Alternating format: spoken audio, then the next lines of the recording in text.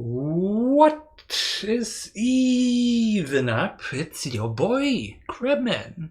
He was my boy, Heckenstein. Hello. And Timbali, my wife. Hi. Welcome to the Hypnotic Hootout. That was sweet. How are you all doing? I'm sure they're doing whatever they're doing fine. We are okay. You just answered it for all our viewership. Well, Buddy thinks you're all doing fine, so congratulations. As am I. And you, Jan. Mm-hmm. Yes, If considering. you say so. Yeah, considering. Yeah, everyone is doing fine. Aren't you doing fine? Okay. So everyone except Hannes. Okay. So what have you been up to do? I've been up to do. Uh-huh. So what's been happening since last week, right? Not too much, to be honest. And wait. Oh, yeah, I've got one thing I desperately want to talk about. So my week was fine, nothing unusual. Some contract work is the name. And I managed to do some more, so they should be happy. And then I got a bit stuck and started redesigning their complete application. And I haven't showed them yet what I did. And I have to somehow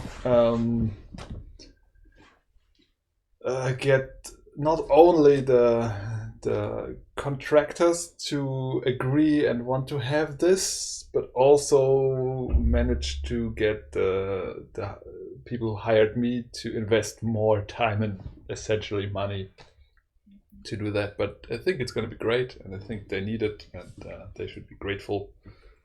And yeah, that. So then the thing I can't talk too much about, but I have a feeling I don't have to talk too much this episode. Is Designer Notes, which is a podcast I've shown in the past before. Mm-hmm. You wanna maybe show something, because it's gonna be a bit weird. So it's a podcast about why we make games, and it's made by a game designer or a game developer. I think he's game designer, yeah. And what he does, his name is Soren. Soren Sorensen. I'm not sure actually his last name. He says it every time, but I always forget. And yeah, the last episode with Robin Huneke. Huneke? Soren Johnson. Soren Johnson, yeah. The last one, two-parter. I haven't finished the last part yet, but it's amazing. And you have to listen to it. Oh no. You have to. I'm serious. She's amazing. She's Soren? like I mean he's amazing too, no doubt about it. But like her journey to game development as a woman growing up in the 80s? I'm sorry, 70s, 80s, I think. sorry. You grew up in the 80s. Yeah. She's grown up there, and she's on the spectrum, and was realized very early on that she was gender queer, that she didn't gel with the presentation of femaleness. And yeah, she's an artist who at first went into poetry direction and then found programming basically and fell in love with that, and was like incredibly gifted as well. Made her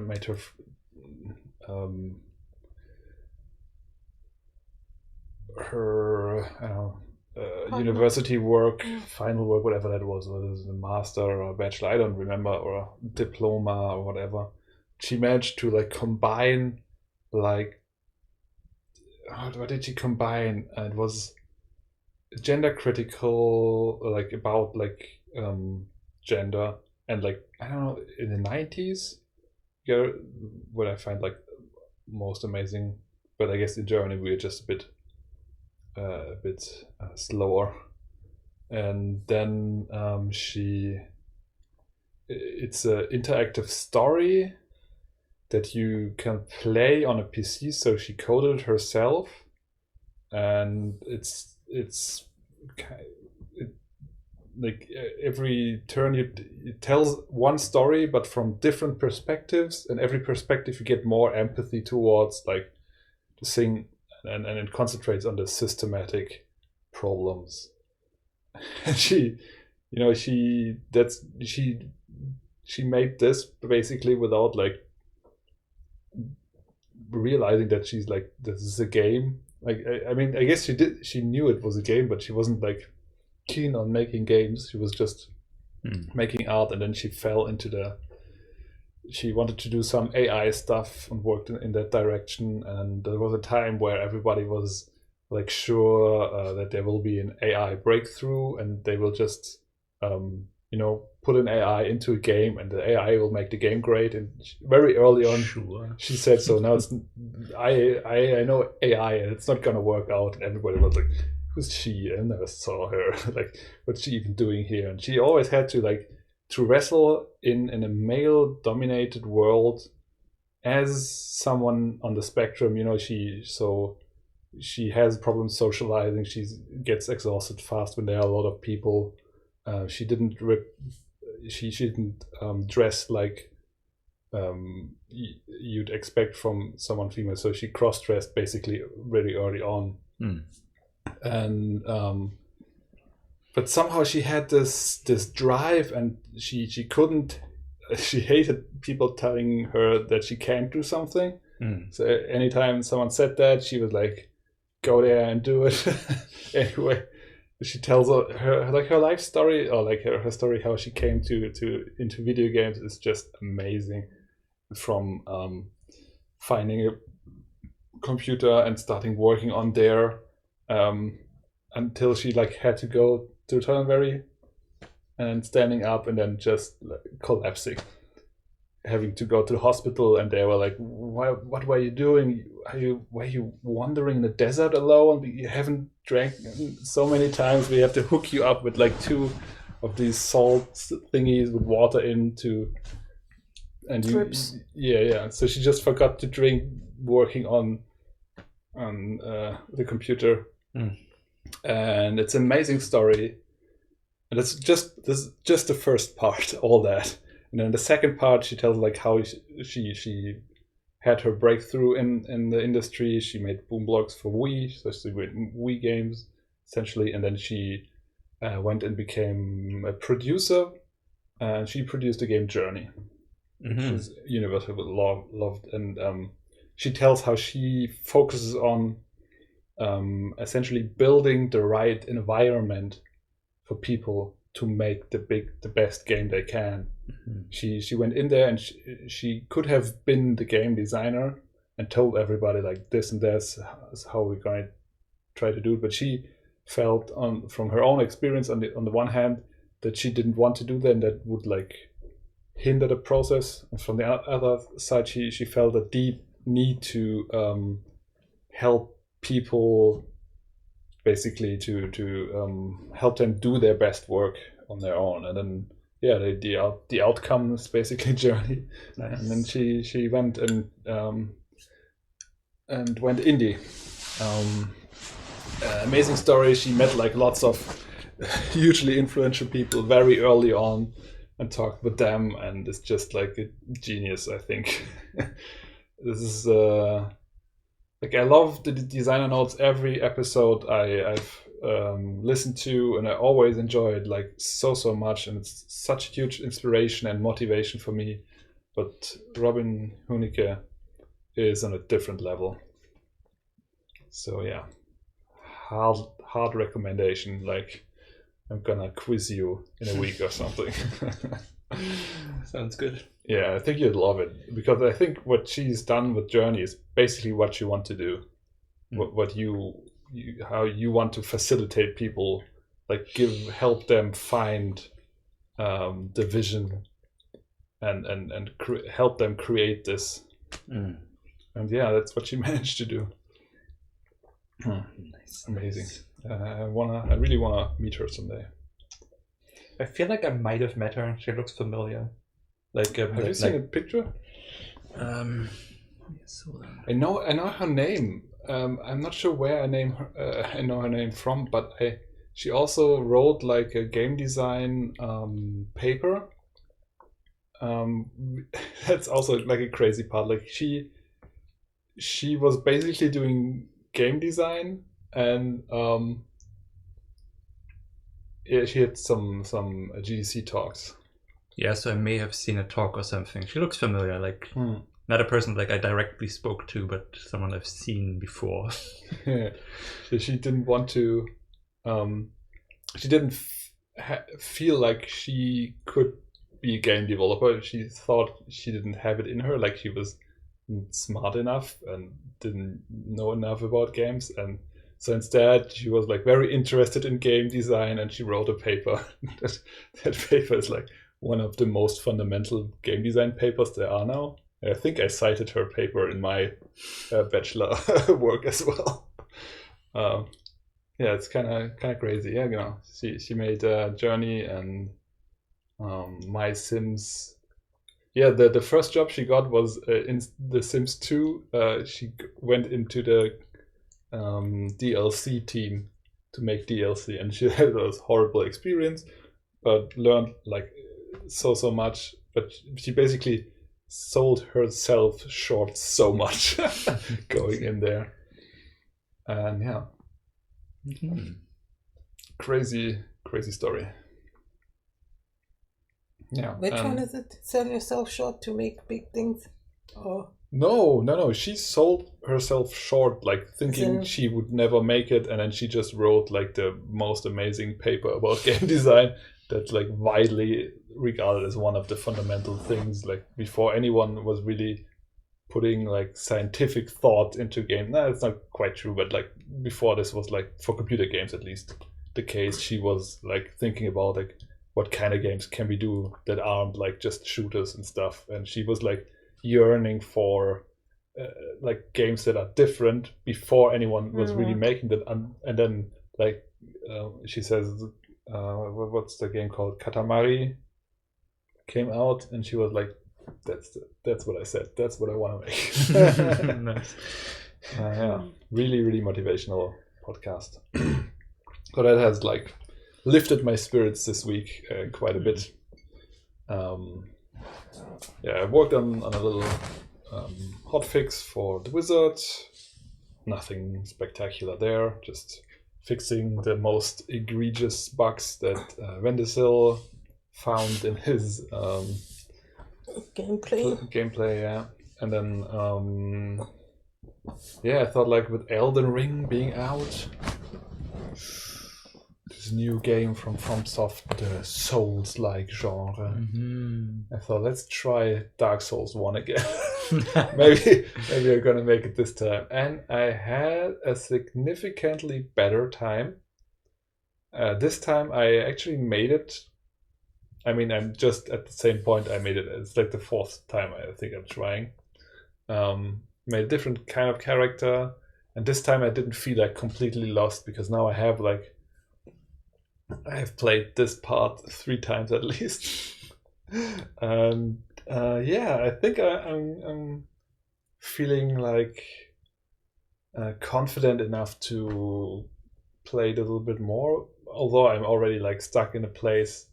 Not stuck, but I'm like sitting in a place, and you know, every time you load the game or you die, all the enemies respawn. Yeah. And this is kind of fueling my anxiety. Like, it's hard to go somewhere knowing that I could die, and then like there's my experience, my souls. I have to somehow get there again and collect these to not lose the stuff. It's not that important, I think, but I don't want to lose stuff, in video games. And then if you go to a fire to replenish your health and your health potion and my spells, because I made a mage this time, a pyromancer, because apparently that's easier. But I wasn't able to hit like a single enemy with my fireball yet. And then it's just like, should I like heal up, because then I have to kill all the enemies again, and then it's so grindy in a way, but in a way that's really anxiety inducing at the same time for me. But this time around, I felt more connected to the world, way less anxious about dying, because I felt like I will always be able to get my shit, and that's not too bad and not too hard. But I'm now like in a little like room.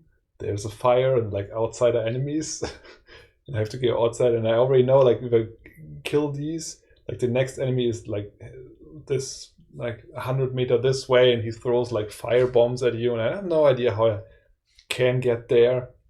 And it's so it's evil sometimes. Like you go up a stairwell and then just like a huge stone ball falls down, and if you don't jump around, out of the way in the right second, then you're dead. You gotta restart from wherever you were. And then like there are traps like that. It's just like, yeah. And then I can't really cope with the button setting, with the button mapping. So you attack on the shoulder buttons at the top, and then at A is just for like saying okay, yeah, to in the menus and stuff. So in combat it doesn't do anything, I think. Then B is to roll around, and X you drink your health potion, and Y, I don't remember even. It's weird. Like I have trouble. I have trouble often like running towards an enemy and then forgetting like how to hit him, because it doesn't feel natural to use the shoulder buttons. So this is gonna be like a huge Herausforderung, challenge to get used to that. And then we'll see if I'll continue playing it or if I stop right there again and restart the game in a year or two. But yeah, I'm kind of up to see what this experience holds. Obviously, I'm not gonna buy Elden Ring for this, because that's a bit expensive just to play the first couple of minutes and then give up again. But yeah, that was kind of fun. And my week in totality. Really? Yeah. Wow. Okay. So I have a shot. You go. Me? I went to Ikea for the first time. It was a rendezvous point for like. Wait, the first time you never were before in Ikea? I've never seen an Ikea in my entire life. Interesting. I've never been in an Ikea. I have sat on an Ikea. Yeah, that's for sure. But I've never been there. And how was the experience? Of course, we don't have Ikea in South Africa, so I guess so. I wouldn't know. I never thought about that. Yeah, it's quite cool. I like the setup, like the maze that you have to go through. Yeah. But when I had to meet the person, I was still inside, and to get out was such an I hated it because I was Yeah. not too far from the tills, but I was still a little bit ways, and I was just like the turning and following the arrows. But I like the kitchen designs and I like the whole demo setup. Don't like that they have some. I don't know. I was expecting a lot, but it's a lot of nothing that I kind of want at the same time. Like I was expecting a lot of kitchenware, like knives and I got 2 mugs and coasters from them and pillows but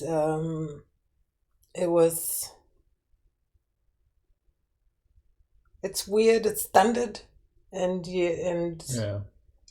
some of it looks flimsy but yeah, that's just IKEA. It was exciting. We're meant to sit at the coffee shop and stuff, but we didn't get the chance. It's just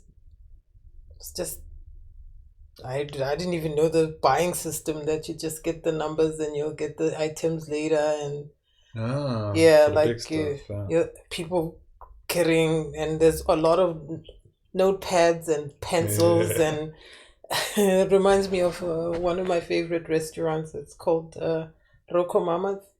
Also at Roko Mama's, I guess you're supposed to kind of eliminate the waiter from annoying them or something with your choices. So you just sit there, you get in and you put in your orders by paper and extra this, extra, and you give it to them and then they bring you the food and of course it's delicious burgers and stuff. It was an experience, a huge experience. I think I like shopping, but it's exhausting. Have you heard anything about the experience before you went there? Have you ever heard like of people going to saying IKEA? No. Yeah, it's a famously exhausting experience. It's exhausting of nothingness, and just a labyrinth you have to go through. And I've heard like people like game developers saying like it's actually good game design if you look at it that way. Well designed. Like you go to the kitchen, you can jump into the kids' side, and then it's weird. It's almost like a big house. And apparently shortcuts as well. Yeah, there's my father-in-law showed me the shortcuts that you can go to if you're feeling a little bit exhausted now. So that was fun.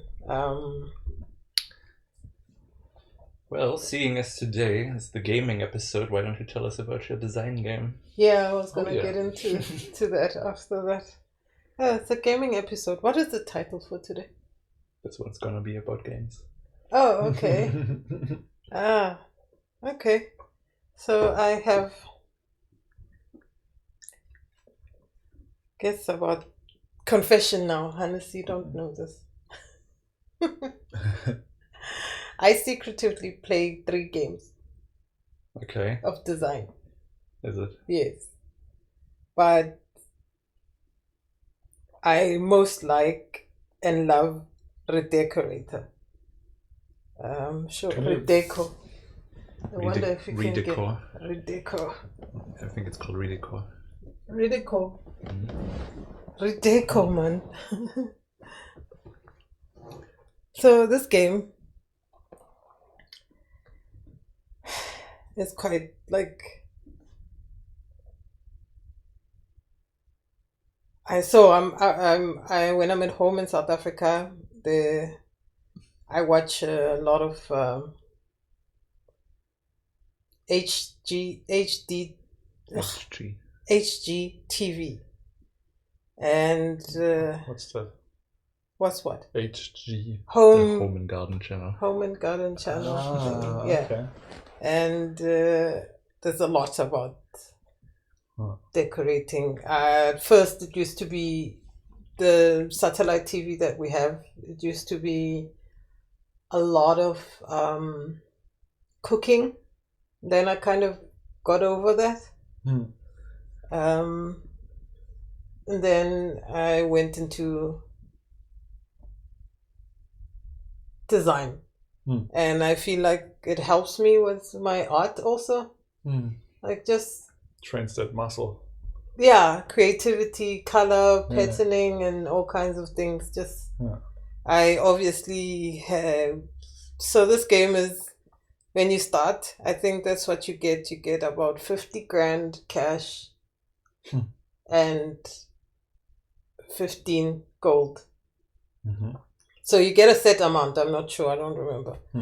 And then you start with the first one that's kind of like, I got first when I got in. You got first when you tried it first. Like, I don't know, somehow. So it's probably... I mean, it shows you the design, but giving you a positive experience. Yeah. Right from the bat. I think that's a good thing. Well, my design wasn't bad at all. Yeah, of course. Yeah. Right. And so I got like all excited, and then I went into... I'm deep in it now. So tell me a bit, like, how, for people who are just listening, like, so we see like a room, like a picture of some furniture stuff, and every single piece of furniture is just white. Yes. Right, at first. Yeah. And then it's quite realistic with the colors and the textures and the... And you get to... The themes. So there are themes every month. Wait. We're going... Okay. This is going to be like... For maybe people who have no idea. Yeah, maybe you ask me. I don't know how to. So every piece of furniture and the floor and the walls, everything is just white. Yeah. Yes. Like maybe some are wooden, some are obviously like some kind of wallpaper,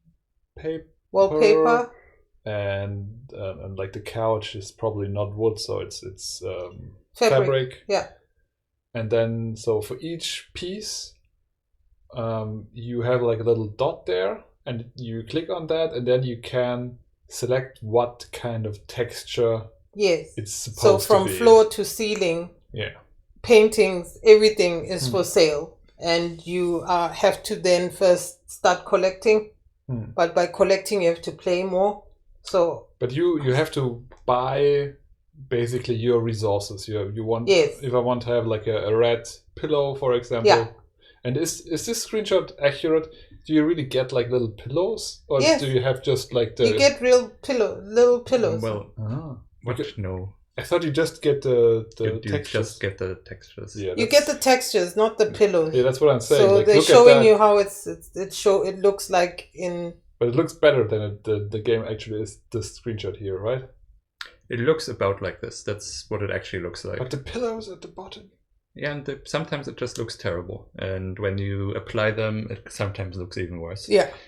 I mean, just like, is there like, because it's like cool pillows, and then they're like little pillows. I only saw like textures. Yes, what you get is do you mean pillows. does it look like this? Yeah. What you get is like real pillows shot. It does look like this, and then when you click on it, it's going to be applied to the actual. Okay, but that might look a bit different. Yeah. And of course, if you're like at walls or something, you just basically just see a texture. So maybe you were looking through. Yeah, I didn't have any pillows in the game I played. Okay, cool. So so that's the way you basically style, or you redecor your little room, or like still life picture. Yeah. So. And then. Well, everything is almost like theme based, and that's when you kind of learn what type of styles are out there for decorations and design. What would be a theme? Right now, for instance, it's African decor. So that you get within a month you can either buy, which is where I've fallen prey for, where Hannes. I was in South Africa and he was here, and he gets a notification that I've bought something for 99 bucks. Not euros, 99 rands, which is like 5 euros. Okay, it's more reasonable.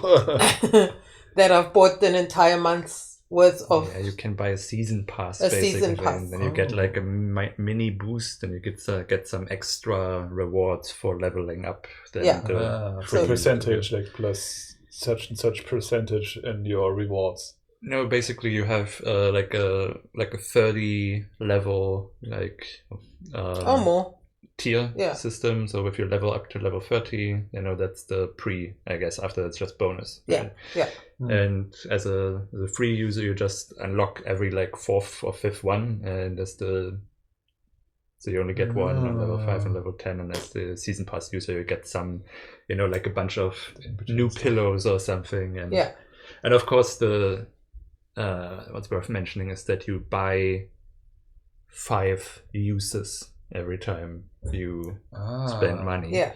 So if you want, that's how they drain your money. So you're basically like always out if you want to play a lot, because. And then you have the unlock option.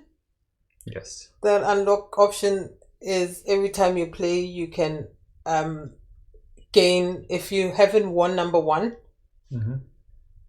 1, 2, 3 gets you gold variations and items in number 1. So number 2 you just get gold. Number 3 you get gold only, and the stars, of course. And the stars are for everyone 1 to 10. But depending on where you are, if you get 3 stars, if you get 3.9% ratings, this is a voting system. Yeah, the voting system you gotta explain. Okay, so you finish your decor, and what happens then? You submit it to. I don't know how it gets in. Sometimes I figure by the main product that they've put in there as a selection. So the client, for instance, could ask. So what Redeco does is that you get this interactiveness of some sort where you gotta. Okay, wait, but now you're like confusing. I'm getting there. Yeah, but there's explain it. Maybe because you're starting to explain like the stylistic things that they do, which has nothing to do with actual gameplay. Like when you open one of these things, it's like made like there's a client and they're like, hey, we like this and that, but you don't actually have to do any of that. And it also doesn't matter. And it doesn't actually, there's no actual person, reviewing that. You're being grouped into like groups of 10 of people who are playing the same level randomly. And then you vote on other people's designs, which is better. You always get to show 2. And in the end, that's basically how you get ranked with other players. But the whole styling of saying, oh, there's your client and they want this and that, that's just... Yeah, but that's my personal gameplay. So I like, most of the time, I like some sort of guidance and read over the specs and role-playing and figure out where can I go, especially if you don't know how to design. So I will go into there. I even go to an extent to go on Google and check what type of Saint-Tropez style is, or the Hampton style is, like beach house and stuff. What type of look are you looking for? And so you then get to then present this and submit it. And as he said, most of the time that doesn't go by the rules. Sometimes only goes by which one is brighter. Which one is brighter and good looking, and then you make then them submit all white, it. You always win. Yeah, bright is better. I've also played it for a while, and you just make everything bright, and you usually win. But it is real people voting, and you're grouped by 10. Just like I would if I want to earn more money, I vote. Oh, okay. So voting gives you some sort of reward. Yeah. And how many times do you get to vote? So there's a 2-way setting. You vote every day. You get $1,000. Once? No, you vote 50 times. 50. Yeah, but you get 50. Money. It's 50. Yeah. Okay. I mean, you do 5. You do 5 at a time or 10 at a once. time. Like in one shot. It's like this or this, this or this, this or this. Yeah. And then you get certain amounts depending on how where how many times you voted a day. Like sometimes I vote a lot. I could get, there's a peak where you get like 375 or 750 plus the 1,000 for 50 votes. Or when it's low, you get $75 and 150, which is annoying. And to get 1,000. And then you get 10,000. So 10,000 happens every 2 days. How do you get 10,000? You vote again. There's an achievement system for like every day. You have like this task of vote on this and this many, complete this and this, win the first place, those kind of things, and you get rewards based on doing that. And so one of the daily achievements is voting 50 times. Yeah. But also after you've done it, the amount of money you get from voting is like reduced a lot. I think you get 75 per vote while you're still in it, and then 15 per vote when it's... Yeah, they also want you to play every day, not like a day completely every minute. No, I mean, everything... I guess they don't want you to have too much money to grind it. Yeah, everything is timed. I mean, there's a game lined up. There was this system that kind of, I think it's been eradicated, that you have to be in the... You play so many points, XPs, to get to the next level. Like gold, so you are ranked. You have to be in the elite section, and not that you get much, but it was very competitive. And so that would cost you to play X amount of games a day. And yeah, it's just cell phone. I'm constantly on this thing, checking if I've missed any games, if I need to and you have the chance to redecorate again. On the same. So if I find that I'm ranking 10, I have a chance to redecorate on the same game. Okay. And then you get the 5 stars. The 5 stars are not. Well, if you win number first, then you get 5 stars voted by X amount of people. You can use those stars; they can collect each other. Wait. So you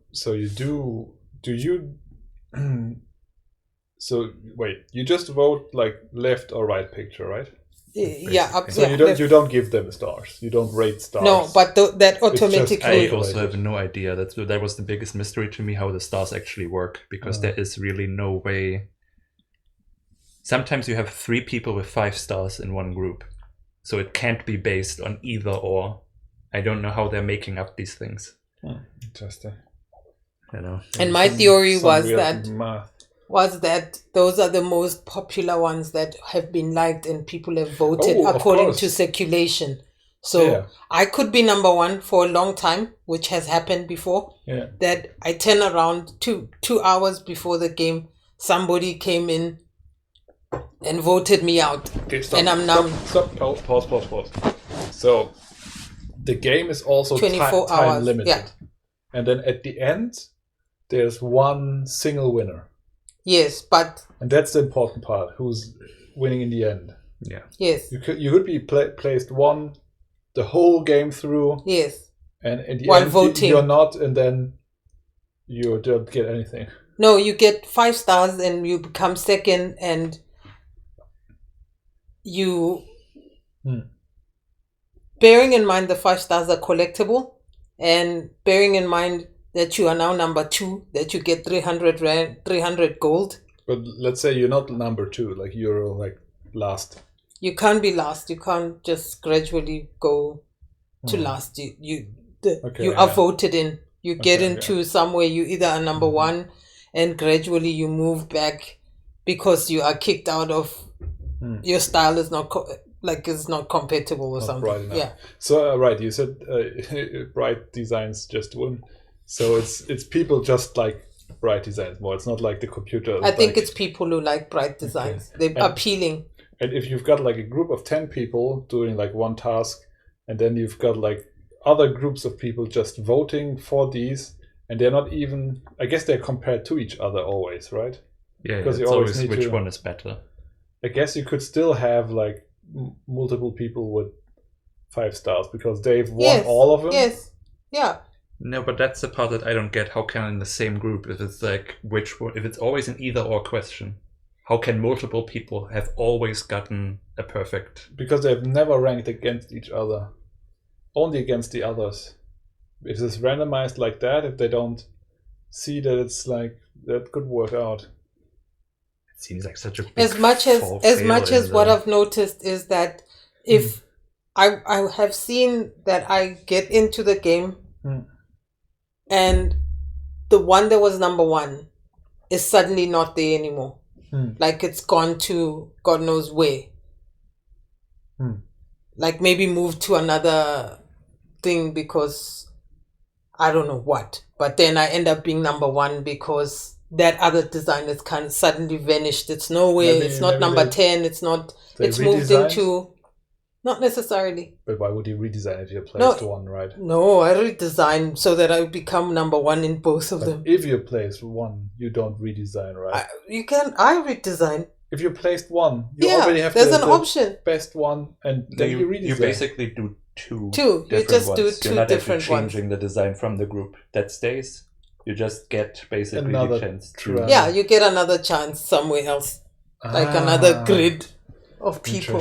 This is so interesting to me because like in the real world you couldn't do that, right? That's like the Super Autopads that I play, where you make a little team, you fight against someone else, and you don't need like one group of people to fight against each other. You can stop the game whenever you want and start again, and you just fight someone on a similar level. Yeah. So it's kind of like you've got the free. It's not like one competition. It's kind of a wash of people being part of the game and going out again and coming back. No, let's put it this way. In the real world with design, you can, if you were designing a complex, you just make it slightly different with the same material and you move on like from one apartment to another apartment to another apartment. What do you mean in the real world? What's the real world to you? Real world of gaming or this real world of pitching? World. Yeah. Okay, I'm saying as a designer. Yeah. If you had a complex of 100 apartments, you can Okay, wait. What were you talking about within the real world? You couldn't do this. Maybe if you have that out first. If you have one competition, for example, you got the people in the competition, and you've got like your judges. All the people in the competition are also the judges. You're not like having like one competition and you could like drop in and out whenever you want, and the judges are also like just random people coming in and out whenever, and they just like judge like 2 people. They don't judge everyone. They're just like this picture, or this looks better, and then they go off again to judge another competition about something completely different, right? This is like you couldn't do that. I guess you could. Obviously, you could if you wanted to do all that effort, but it's an interesting because this is a competition that works completely different than the kind of competitions we have in the real world, but it looks like the ones we are used to. Like you expect kind of you give your design and you expect you are rated like basically by some neutral judges against all the 10 people that are just in your competition, but that's not actually what happens. It doesn't have to, and it's way more robust. Like you don't need like the amount of people playing the game. It can fluctuate, but you won't feel that at all. You don't know that it's like 1 million people or just like 10,000 playing right now. It works. It scales really nicely. Have you even seen what's his name? You don't like? Who doesn't like Impractical Jokers? The 2 of you. Yeah, I don't even know it. They make like really like sorry. Yeah, no, but I think I once voted for a design and it said the real Joey from with this face and stuff. So I figure it's very addictive. Anyone from him could get into it, and so it's I like it. It's addictive. And then there's the other one called My Home. The My Home one, you play something like it's a mix to get points. Oh, so what I love about Redeco? How do you pronounce it? Redecor. Redecor. Yeah, it's like redecorating just without the eating. Yeah, Redeco. But there's an R in the end. Why don't you want to pronounce it? Redecor. Not Redeco. Redecor. It's a silent R. I think yours sounds nicer. So. Redecoration. Redecor. It's like decor. It's some nice decor you have. You don't say decor. Sure, decorum. Yeah, decorum. So show us my home. I want to see that too. My God, I wonder if you're gonna find it. Yeah, how do you find it? My home. I don't even know. My home mobile game. Yeah. Yeah, mobile game. Yeah. That's not good SEO. Oh. Seems to work. I think it's the woman sitting the third one. Oh, so is it like this? My home design dreams. It's like that. Can you make that big? Doesn't seem like it. Maybe wait, top right. There's a button. Yeah.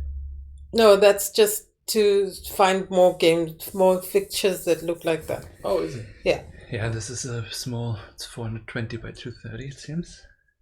I don't. Okay, so it's more of a comic look, but you can. It's real looking also.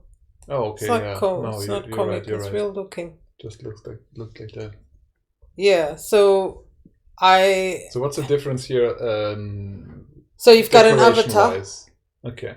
Except it's never black, but I've got a black name. So she's got a black name and she's got friends and family and she goes around. She's a hardworking person. She's from fashion. Oh, so you got a real character. Yeah. Yeah, okay. And now she's decided to go into decor.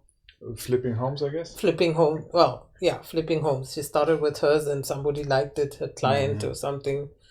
And you get 3 designs basically. Every thing is just 3 options. Yeah. And you have a dog that you have to feed, buy stuff for food and take for walk, buy toys for. So you're playing home.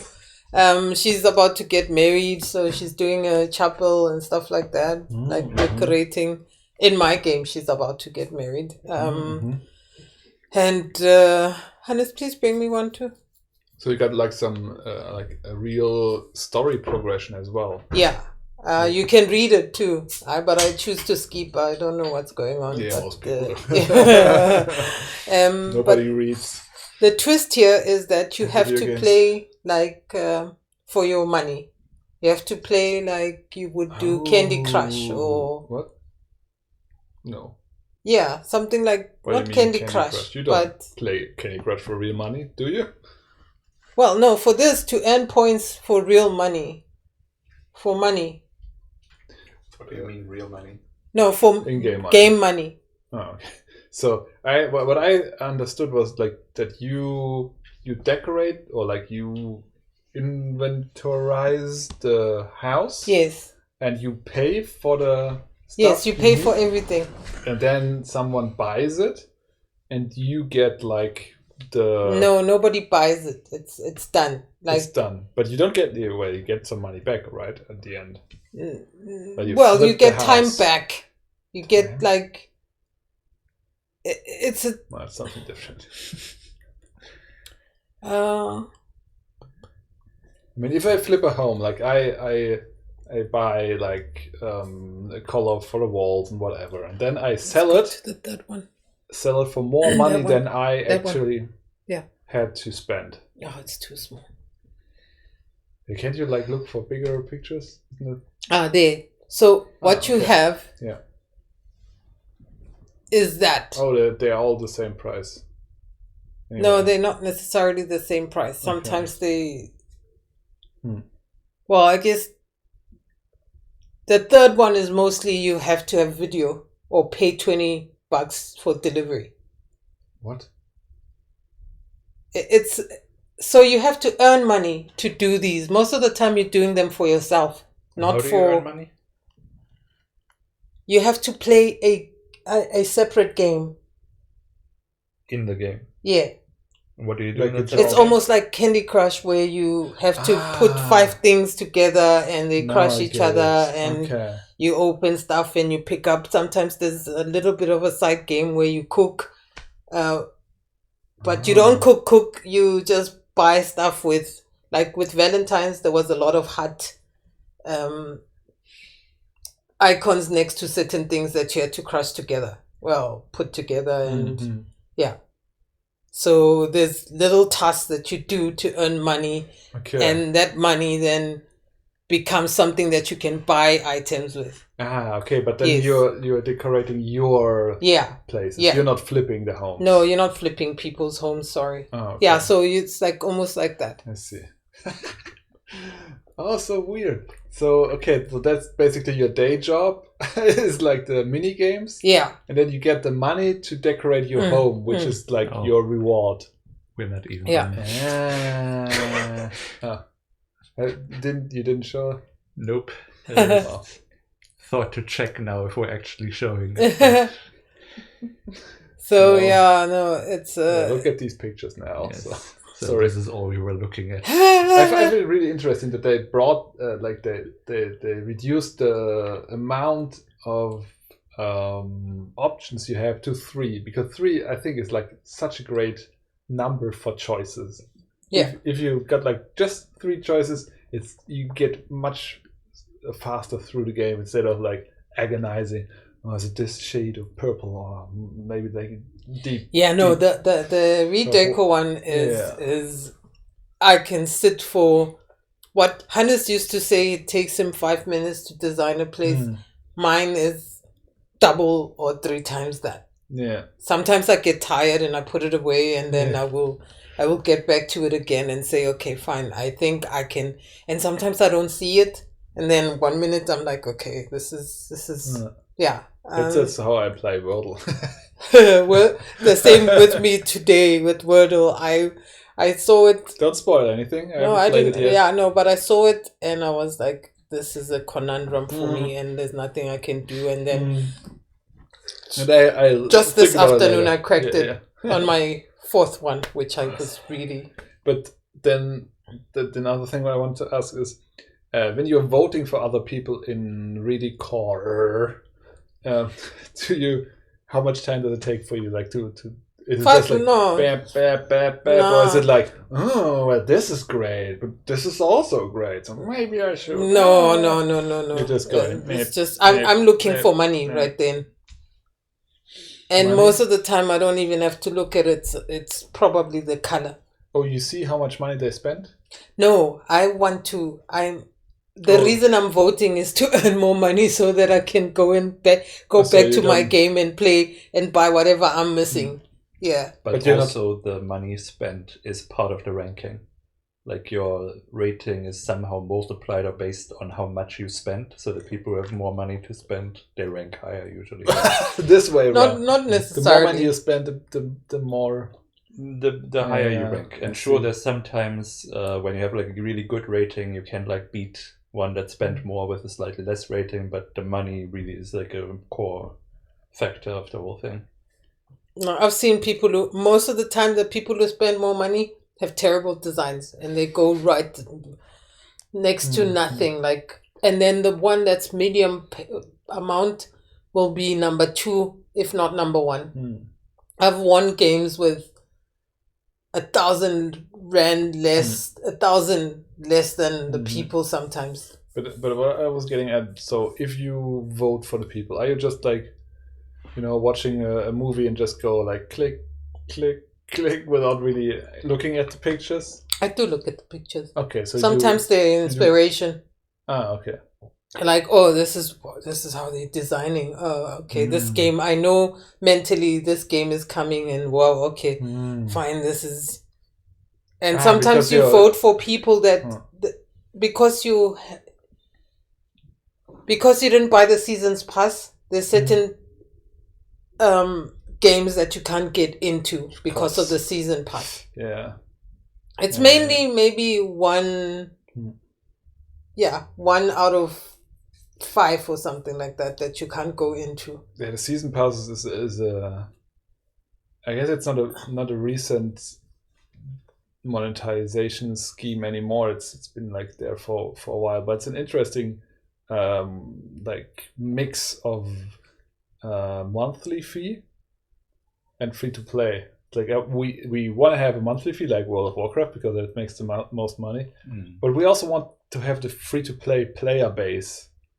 And so they say, okay, we make both. You don't have to pay, but like we give you only like the every 5 challenges you can play. Yeah. And the other 4 in between or whatever, they are just if you are in the monthly scheme.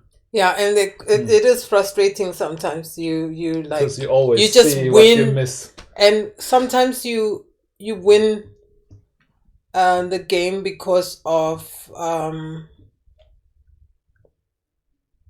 a new fabric that you have that nobody had. Like if we've used so many fabrics, people don't tend not to vote for you because I think it's been exhausted as to how it could be put onto design from couch to a scarf or something. So not that again. It becomes boring until you introduce something like, hey, I have something new that nobody else has. And so you've got like a little meta game on top. Yeah. There's a lot of things. Like and this black isn't in the meta anymore. That nobody likes that anymore. Yeah. Like this green is the fresh new.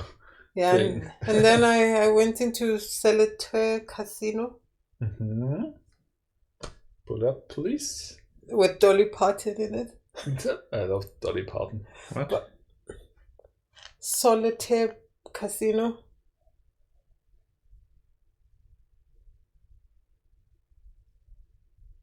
Yeah, it could be any of these. I don't know. Maybe you should put Dolly Parton in there. Dolly Parton. I want to see Dolly Parton in mobile game form. And I must say, as I said, Redeco doesn't have adverts. Mm-hmm. Solitaire Cruise. Yeah. And then these two have a lot of adverts to also gain points from it. Like you can play to get an extra ammunition for the other one and stuff like that. And this one is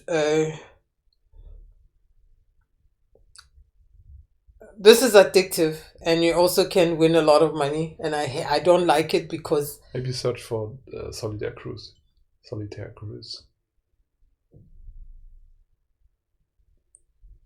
It's a cruise, not casino. So you just basically playing cards to open up, but also to design.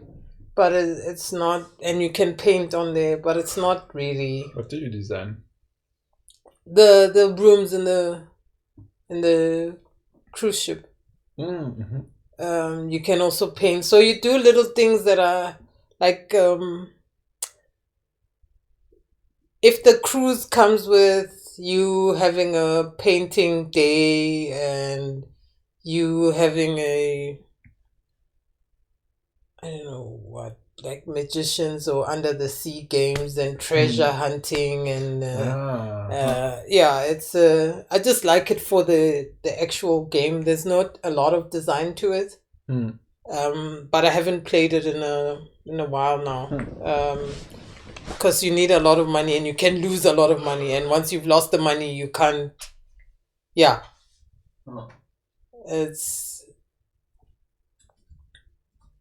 I guess it's okay.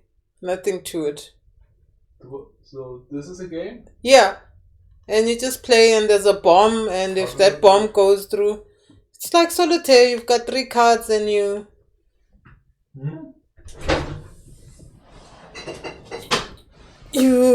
How is that like Solitaire?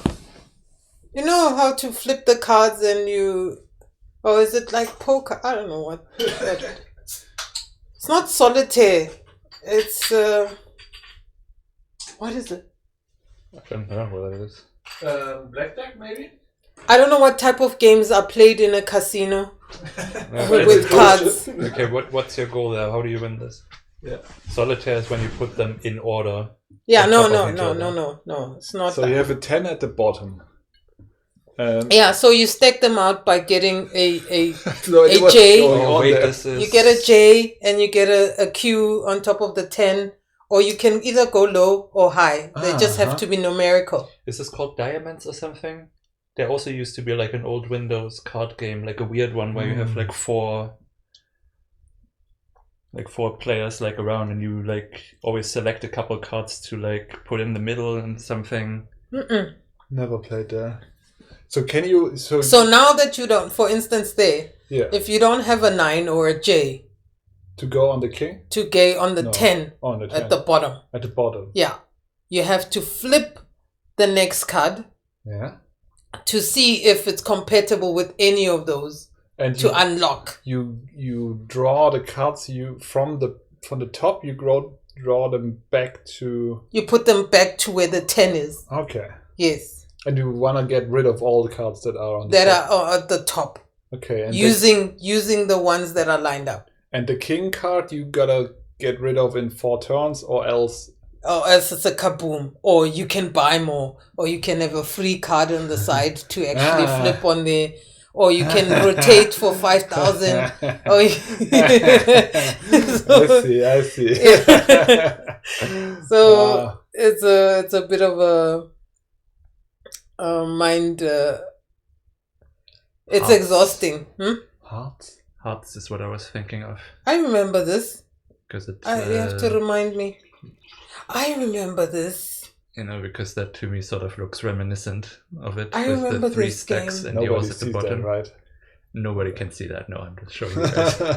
But if you have a Windows computer, you can just open Hearts. I'm sure it's somewhere on there. It's one of those default games they've had since. But it does look very different from the picture. I mean, there's also 3 stacks here. I don't actually know how the game works. No, they come with designs. They come. This is a design thing. Yeah. Okay. And then the curtains are within every time you play, they can either draw it down, and you can't play. The curtains. I know there's a curtain on the K, and there's a hidden one. It's like in the ice. You have to break it with either a 9 or a J. It's like. It's frustrating, and there's a lot of money to spend. Yeah. Like a lot of it's a frustrating game. Then they get a lot of ways around the frustration. It's very addictive. You can sit there until you lose the money. When you lose the money, then you can't. Can you show the picture? Yeah, one over the cursor, one up. Yeah, this one. It's the same game, right? Okay. Sometimes you've got.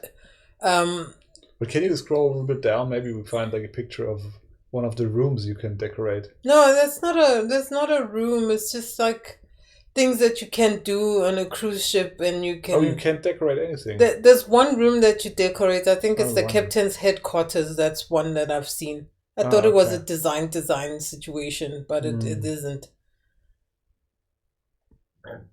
Yeah.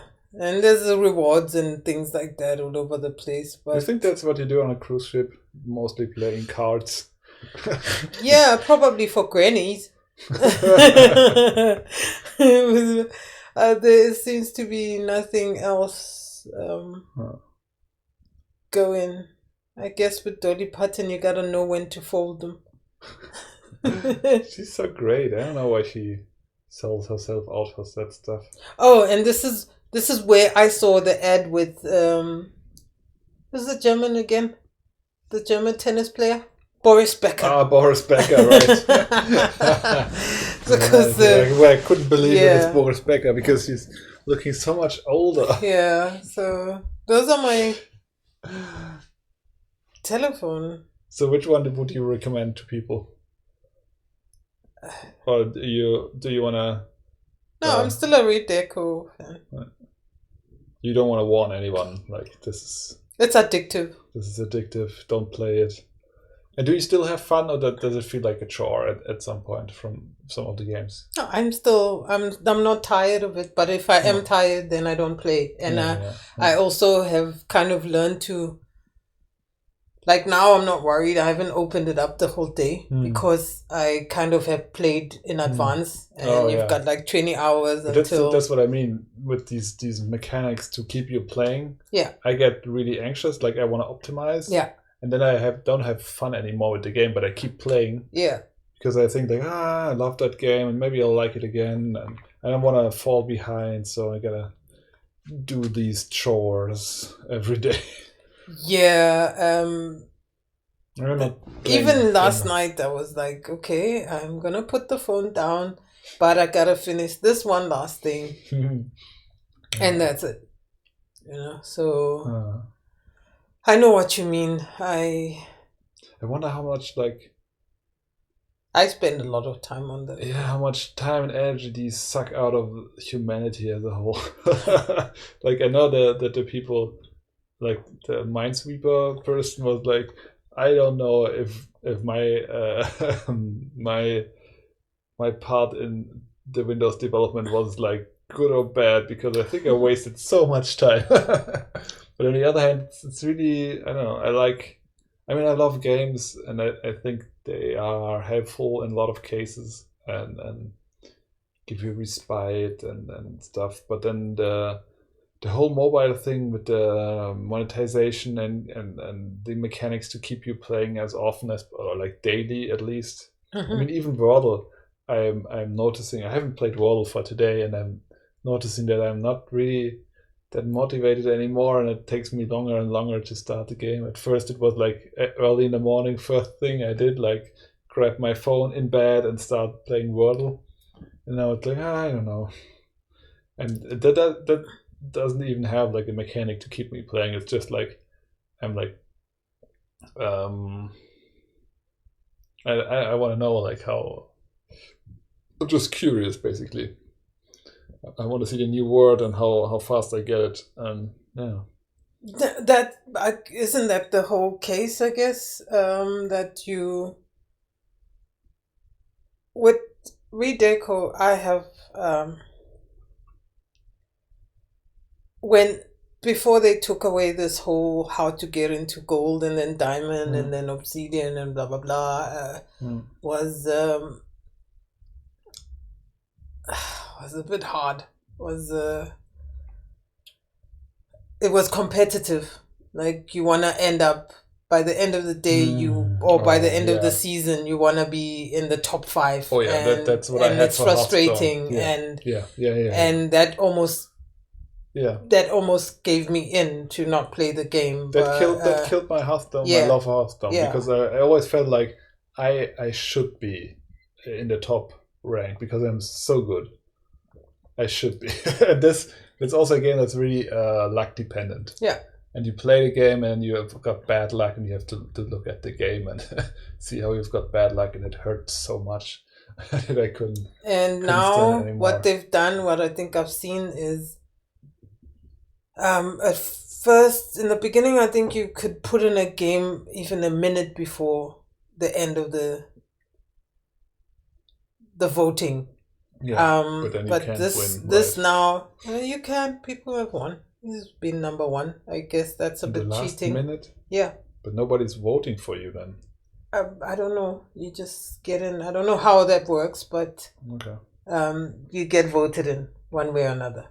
And this one, no, because it rounds off, and I don't know how that works. Just like percentage-wise or something. Yeah, now with the new system of taking off the whole competitive, because I'm sure people were just giving up and not playing, it makes you feel like you're not good enough. Also, the negative part is I'm anxious every time I open up to see the scores, so sometimes I don't open them up, because if I do open them up, I'm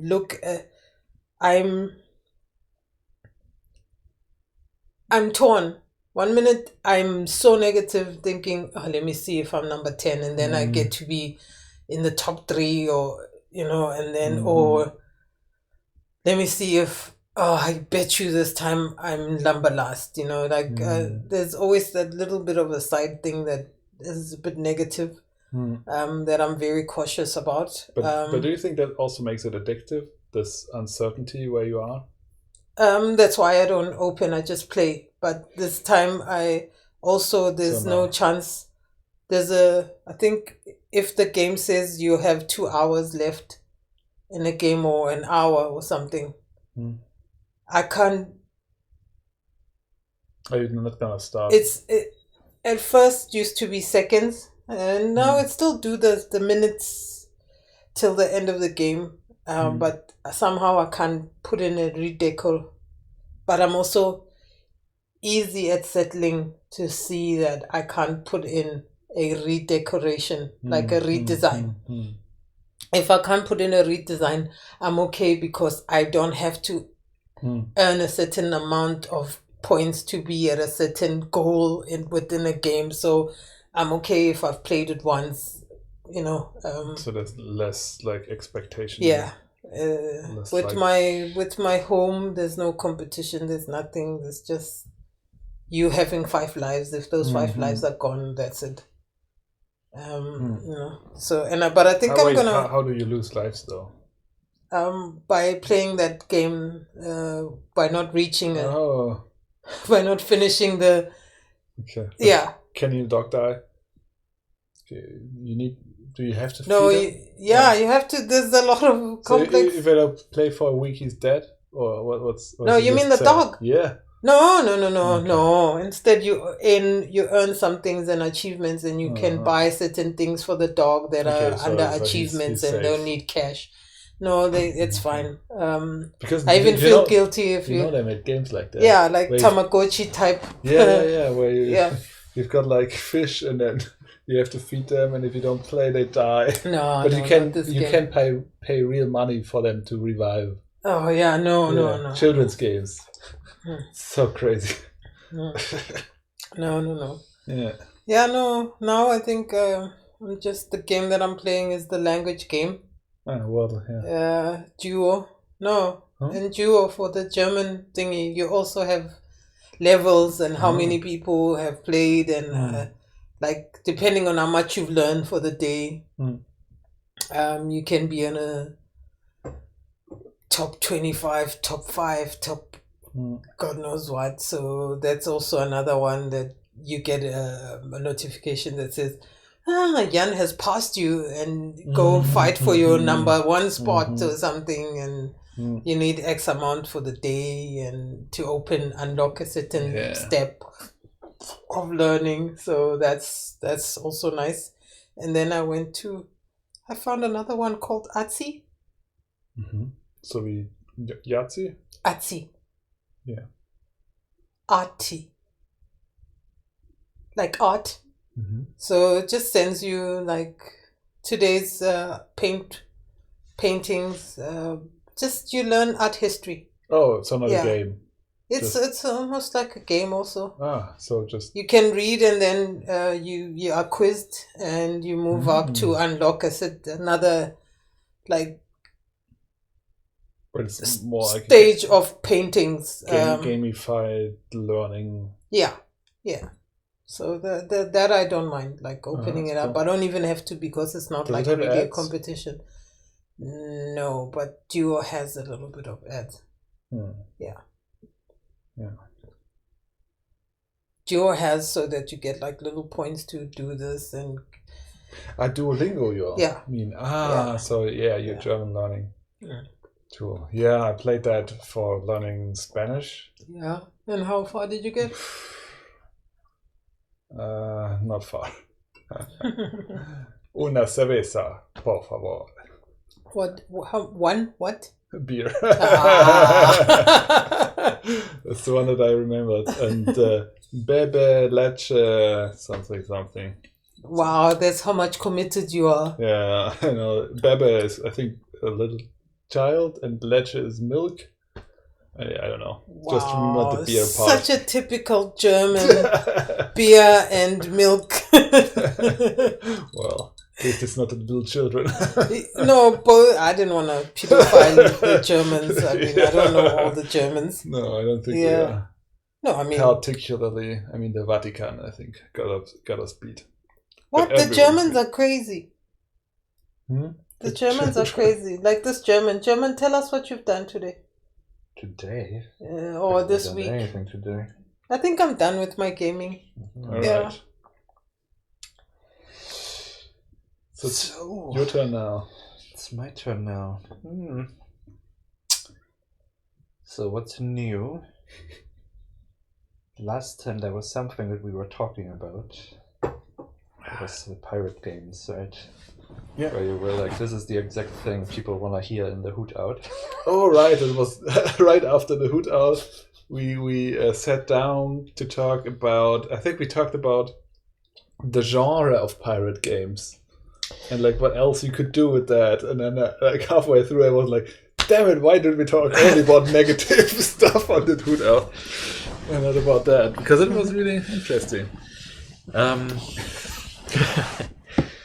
Well, so Eventide, right? Mm-hmm. I heard of that game. Underground hit, I've heard. But with which I have the same problem as we discussed earlier. Now that it's out and it's fairly polished, and I kind of like the final version that I made of it. Yeah. I'm so not motivated to like turn it as I was planning it into something bigger. But I'm kind of happy about that because what you need to put your energy in the projects that have people like yearning for them to be done. Like not like a little game that's cool and like some people are like cool stuff you wanna make little or you scratch to you. I think we should concentrate more on like making little games until we find the one that like people are going crazy for, and then we put the energy in that. Yeah, I mean, it was just like because it's simple to make graphics and it looks cool on that small resolution. I mean, because that's our bottleneck, graphics always. Yeah. And we can't make amazing graphics because we're not artists, and we have no artist friends who want to visual artists at least who want to suffer the same way we do. Just do work without any pay and whatever, and just do that for years. I mean, we don't want to make them suffer. I'm sure we could find some. I mean, that would be great if someone with that same passion and like we get something out of this still, and I feel like a person we bring on board would not get the same, like, this is our thing, this is what we do.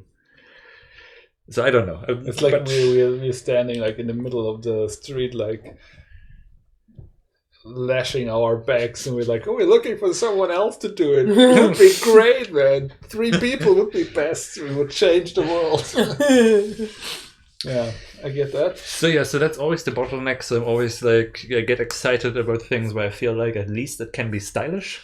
I think the thing with like pepper prints, at least it's sort of stylish, and that's why I love the wizard sprites. Yeah, it's at least it has something, right? And so when I get these projects, and then I'm like, ooh, actually, what could I make something bigger out of, which excites people just through how deep it actually is, even though it's such a small looking game. But then I also don't. I guess I couldn't find an idea that I was so excited by that it was like, yes, I need to do this. I mean, to be fair, the whole thing was like really, I was just kind of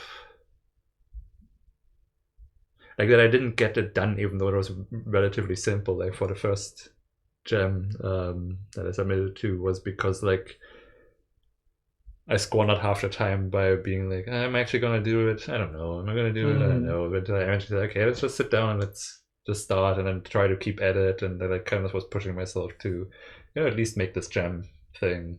Just make something.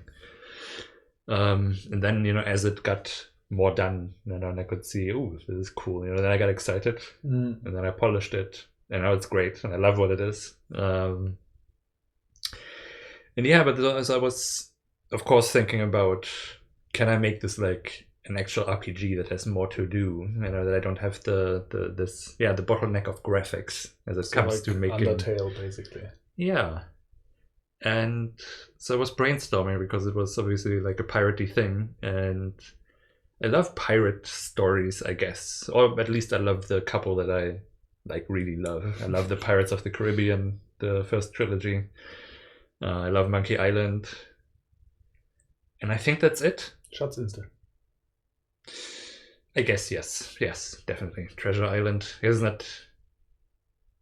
It's a little bit in a different vein, but I absolutely love it. I don't know, it feels a little bit different because it's like normal people who sort of end up entangled with pirates. Mm-hmm. Sort of on accident, rather than being like, I want to be a pirate, and then, it's all about being a pirate. I love the Monkey Island one. It's such, as I was trying to like figure out what could I do with this and what could I do that's new and interesting and not so colonialist in its like the romanticization of it. It's really this, like, I love that Pirates is about the Caribbean is about cursed stolen treasure. Oh, right. That is a good hook with like, it's not about the exploitation of the people directly, it's sort of about just infighting, which I feel like takes a lot of like the colonial weight off, because it's basically white people fighting white people over stolen treasures that they are punished for having stolen. Good hook. Yeah. Also like the second and third, how it's sort of about escaping death and the debt that he owes to the fortunes he's been given in exchange for his soul, kind of a trade with the devil type thing. Great. And that's about it, what you can do with pirates, I feel like. It's always sort of about, it's about sort of life and death, just in like this very fantastical, adventurous thing, because it's always about, getting gold and power is really just about being able to live right in this world that doesn't want you to. And the constant fear of dying because of the Krakens and Davy Jones and whatever, and scurvy. Yes. And of course the threat of, the empire coming for you because you're not supposed to have that power that you stole from them. And so hanging, also a huge part of the whole thing. Yeah. So it's really like the most extreme versions of like life and death. You either live free on Tortuga with all the money and the wine and whatever. It's about the living free as well, right? About freedom of... Yeah. And so I feel like, it's sort of limited in what you can really do without getting into like weird territory.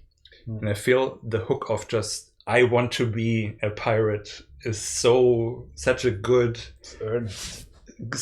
way to approach it, because you can do all the same things and you just do what you also think is awesome. We love pirate story because it seems so awesome, I want to be that, and then you just make a thing that a guy says, I want to be that, and then you're like in it. That's very cool. But yeah, and so I was brainstorming, and I had some ideas because, of course, actually, I think the one other pirate story that I got is Tiller's Light. And it's basically about fighting the colonization of the whole thing. Flip of the...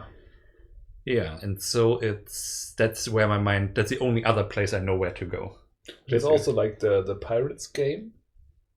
But that's also basically you want to be a pirate, right? Or you want to be a sailor.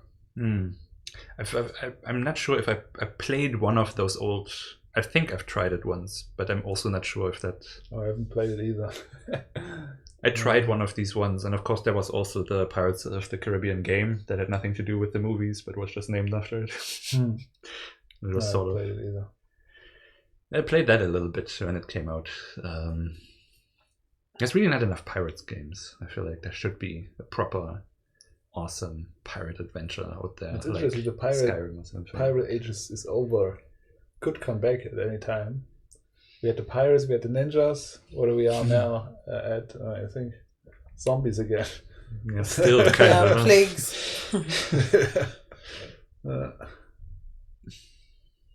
We had a little while where we had mechas in there. And of course, spies. Always good spies. But yeah, pirates is such a universal thing as well, right? Around the world, everybody knows pirate stories. I watched a little educational YouTube video about the East India Company and how they how they started, like how the English started their ventures over the sea, while the Dutch and the Spanish and the Portuguese were like reigning the sea, and they were like making like incredible amounts of money by obviously exploiting other countries, and the English wanted a part of that, and they just like sent out their ships, and they would be all destroyed. And then we know a lot about destroyed East Indian ships in South Africa. Yeah. The East India Company, then they were found that like a lot of people in the British. A lot of British people put their money together to found this company, and they made ships, and then they sent them over, and they decided we're not going to go to the Spice Islands because the Dutch rule there, so we're going to go to India and get the good fabrics there. And then they realized that the Indian Empire was just like massive, like had the biggest army, but then the East India Company got too rich and started like bribing the people in the UK, the government. Then they found that out, and then they jailed the chief dude from the East India Company. But now nobody remembered that believed that the Indian Empire was that strong. So they thought like, let's show them the strength of the UK. So they sent over their army. The East India Company came just the East India Company, the army in India at that time, which was like the biggest empire in the world, just came back from like a successful raid, and then the British arrived, and they just like swatted them away. Interesting story, really interesting, like completely different than what you would learn from Pirates of the Caribbean and stuff like that. Like the British, they were really not really good at that time. It was the Spanish and the Portuguese and the Dutch who ruled the sea. And so since I kind of don't want to make Tellerslide over and over again, although that's also something that I want to like sort of get at, but I will do that later with just versions of things that I want to make someday. But as I was looking into what's like an actual interesting history of what happened there and stuff, and so I was looking into the pre-colonial cultures there, into the Incas and the Mayas, and what were the other ones? There's a third one, Aztecs. And there are interesting things there. How basically how this colonization happened, and how also there was like wars between the British and the Spanish and stuff. And I was thinking of a thing where you can basically you can choose your background, that you have like a different background that starts you in different places, and you can either be in the employ of the Spanish or the British and try to battle the others, but in the process you find some old artifact type thing that's what I was telling you last time. I was arriving and I was trying to figure out how can I tell like a new story that is not Pirates or Monkey Island or Tellerslide, at least not so directly that I feel like I'm just ripping it off. And so I was thinking about like how these stories, and that's how I like came up with this whole, really it's just about life and death in some extreme way, and living free and all this stuff, which is of course stuff I love and sort of talk about all the time anyway, not in a piratey context, but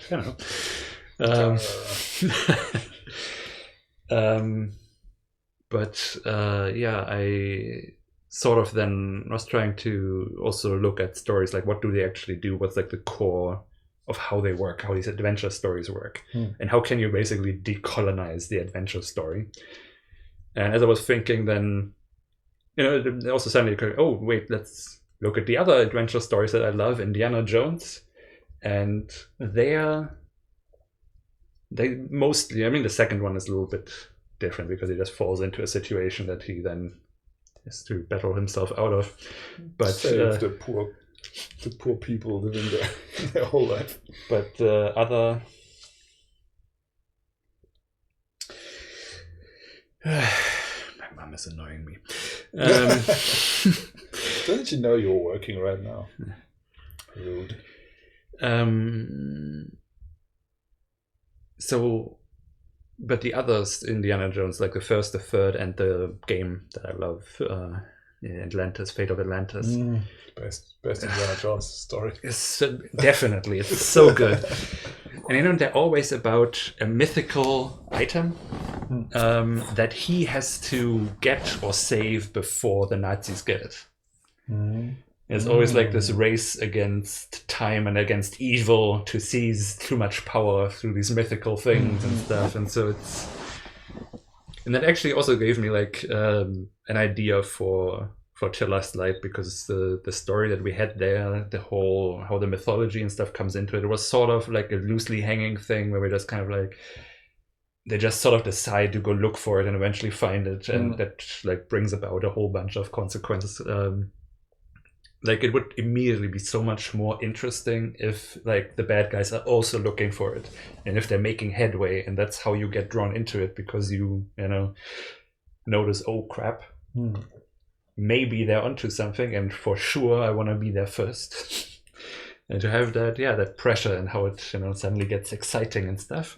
So I think part of the cool mind twist I thought was in the story that you don't actually believe the old scriptures, what they say about the artifact. You're just, but again, you could just like, this is our holy shit. We don't give it, so we're gonna. I mean, you don't have to believe that it's real to want to like save something ancient that is like yours, right? Yeah, exactly. No, that's also definitely what I still want. That it's a surprise that is like actually real. But because it's not the same as. I recently watched, and I said you shouldn't watch it. Red Notice with Reynolds and The Rock, and I think what's her name? Wonder Woman. Gal Gadot. Yeah. They all go for the same thing. They three thieves. Who go for the same Nazi artifact in supposedly what Hitler would have hidden in the South Americas. Sneaky Hitler. Yeah, and of course they find it stuff like that. But I understand if there were another character who was from South Americas who sat there, who didn't believe that thing has always been there. It's a myth. I mean, that's how Indiana Jones works also, right? The Holy Grail and stuff, we don't really think that's real until, he finds it and it's real. Okay. Or the Ark or whatever. It's also, aren't those just legends? And then, no, they're not. In the end, so I was thinking, about a mythical artifact thing, because that's exciting. I love that in adventure stories, and I was thinking about basically something that as you're like raiding the enemy ships, that you find like pieces of something that point to a certain treasure, and that sort of gets something going, that in the process you are basically supporting the indigenous people and stuff. But then at some point, as I had watched a whole bunch of YouTube videos about history and stuff, I was suddenly like, what are you doing? It's like, why? Like, it's too serious, and I can't do it justice because I don't fully understand it, and I want to mythologize it. And of course, mythologizing is sort of basically, I love the excitement of these stories, but they're all rooted in something really like unpleasant. It's like the othering of people, and it's making sort of a fun adventure out of like really horrific things that have happened. There's people who were like genocides basically, and we're making fun adventure stories out of, and of course you have to make things up, because I couldn't find anything about a certain mythology that would like, you know, justify this. Yeah, but using a real one even would be it's like a lose-lose, right? If you take a real one, how can you take justice without like being like brought up with that culture? And what about thinking of your like imagining something is like also not doing justice. But I feel like talking, I don't think that it should be like, I think there is some value in trying to tell stories in that context that like have like turn the stuff on their head, like the othering. Oh, absolutely. If you're on the other side and you experience the othering, and that I think that can be pretty powerful. And definitely, but it would be something that I would for sure want to make with people from these cultures. Yeah, for sure. Okay, but what about starting in your backyard? Is there something that is as interesting? I mean, I looked into that too. There was like what's her name, Grace O'Malley, like an Irish pirate, and she was pretty awesome. The pirate queen. Yeah. Oh, she's amazing. That is a wild story. No, but basically at that point, I was also not exactly our culture, though. I guess that's true. Maybe it's close enough. It's just over there. No, but don't yeah, you that have was like rogue stories like that, or it's just?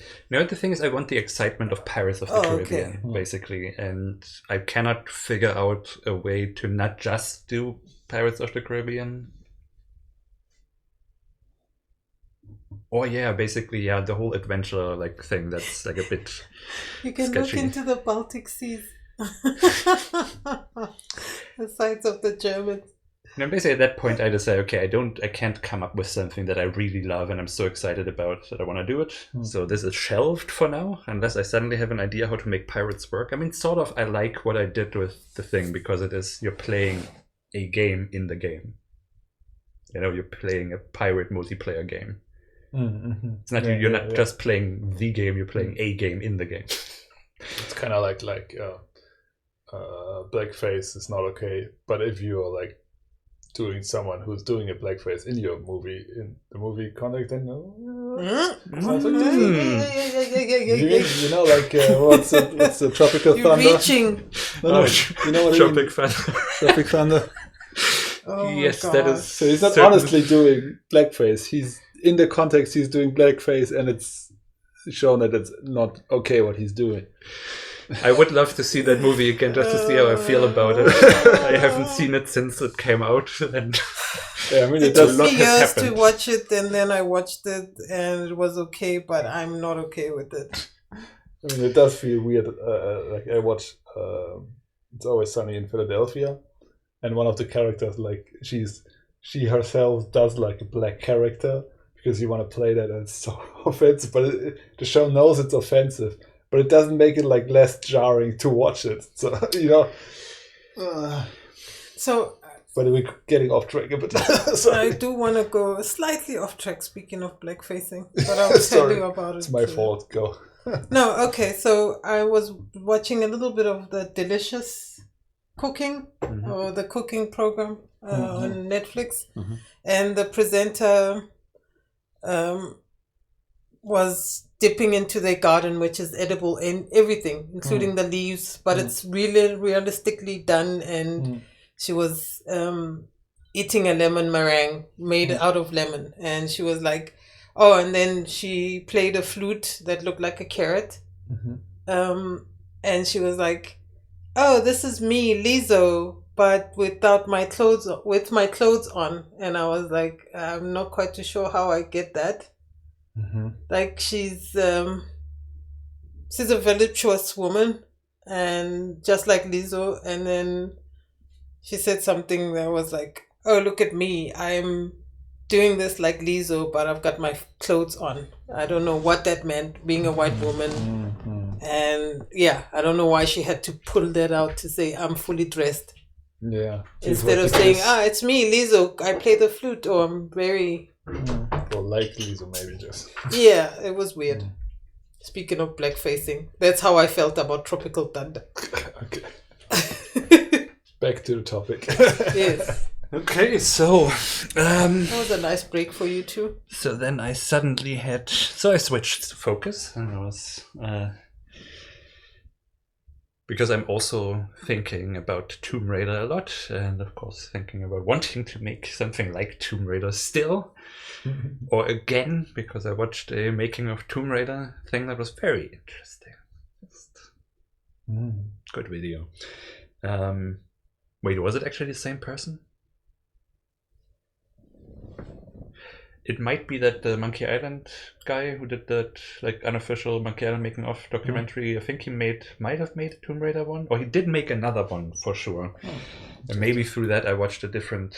I forget, but it was cool, and I like sort of the way that they.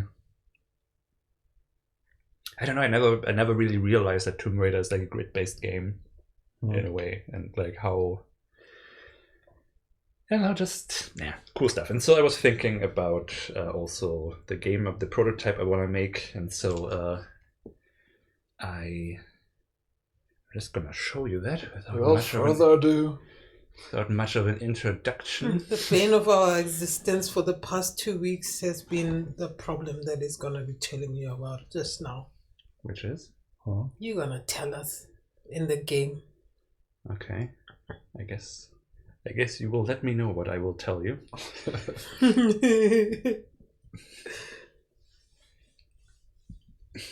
Okay, let's see. Okay, let me switch around here already. Lovely?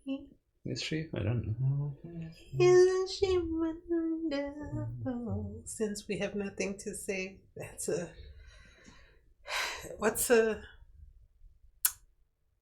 an interval.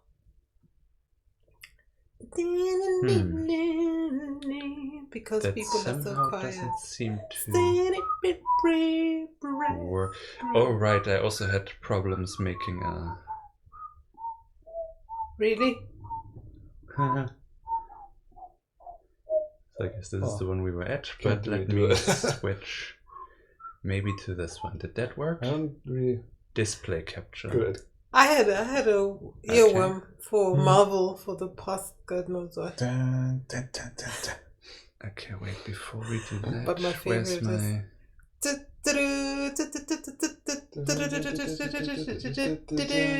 That's your favorite? Wait.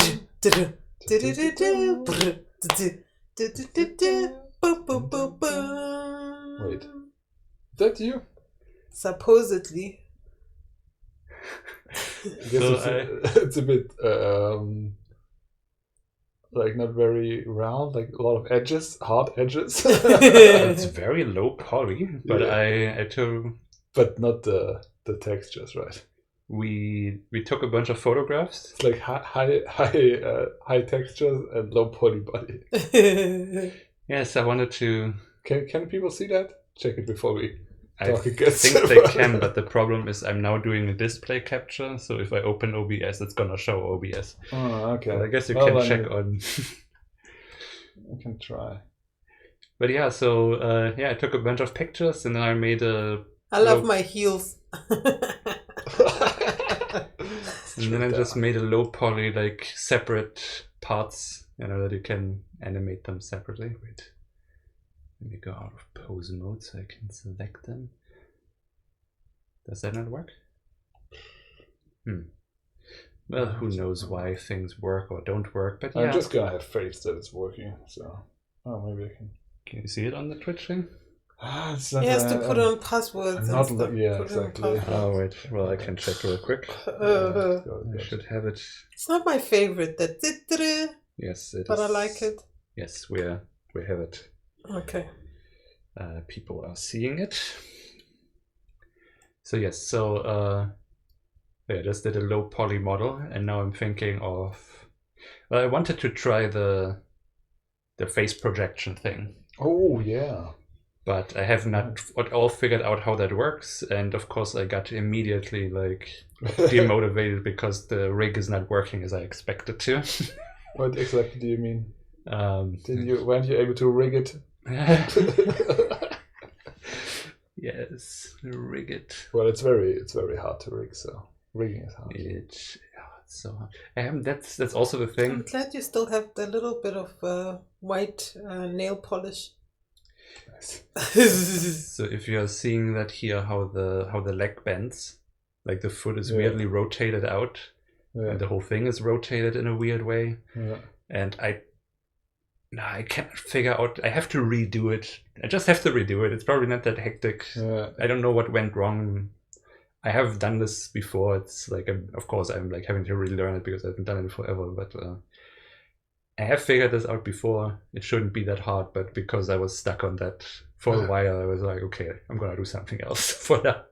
How did you do that? So you just took a photograph, or like lots of photographs? Well, I took photographs of her basically standing like this. Behind like a white wall? Or did you just cut it out by hand? No, just here in my room. Oh, like that. And then, it's now not aligned anymore because I moved her up a little bit. But we did a bunch. We did the T-pose, we did one without. Oh, wow. And then he finds out that I'm not necessarily, symmetrical. Oh yeah, no, one of your shoulders is drooping. Never noticed that. Wow. One has like a proper like this, and the other one goes just. I got hurt. I know you've told me, but I've never seen that you have. Yeah. Like it's like literally drooping.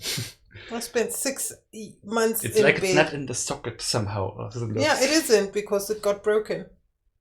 And they can't fix it. They didn't fix it then when I was a kid. Yeah, she's alright. Did I tell you what happened? Yeah, I think so. No idea. So then I just modeled basic shapes. I did separate parts like they do in Tomb Raider. So you don't want to make a shoulder droopy. It's gonna be too hard. Yeah, I'm not sure you're even gonna like. If I can't notice that in person, I'm sure it's gonna be fine. I feel like it would be a cool feature. And then I painted the actual photos onto it. That's why the face looks reasonably good. And it looks like her. So that was like, to me, that was like, yeah, job done. And so I don't know what I'm going to do with it. I was thinking like making a Tomb Raider like prototype. Or maybe if I can think of like a small... Make a black woman run. Or like a beat 'em up. Maybe I scan myself too. And then do like a Street Fighter. No, that would be nice. No domestic violence, please. Domestic violence simulator. Oh yeah, maybe I can think of a scene and like make basically a basic like adventure to buy a quarter in South Africa. No. Gonna jump through traffic. Dodge the violence and gangs. I don't know. Well, yeah, so that was kind of fun. And then, like I said, I got immediately demotivated when the rig wasn't doing what I wanted it to do. Oh, okay. And so I started something else. So let's have a look at that then. Nope, not that one. Not today, Satan. Not today. The internet's acting up. Nice. I already love it. Why is it that like low what's it? It's not low poly, it's low res. Low res is just my jam. It's the hipster in you. No, it's the hippie in you. No. With the psychedelic it's the hippie in you. The hippie in you. Yeah. Okay, actually maybe I will leave it like that, so or maybe I'll turn off the frame. So it's but this is nicely visible, right? So yeah, so this is excitement. A ray casting engine. Engine, of course.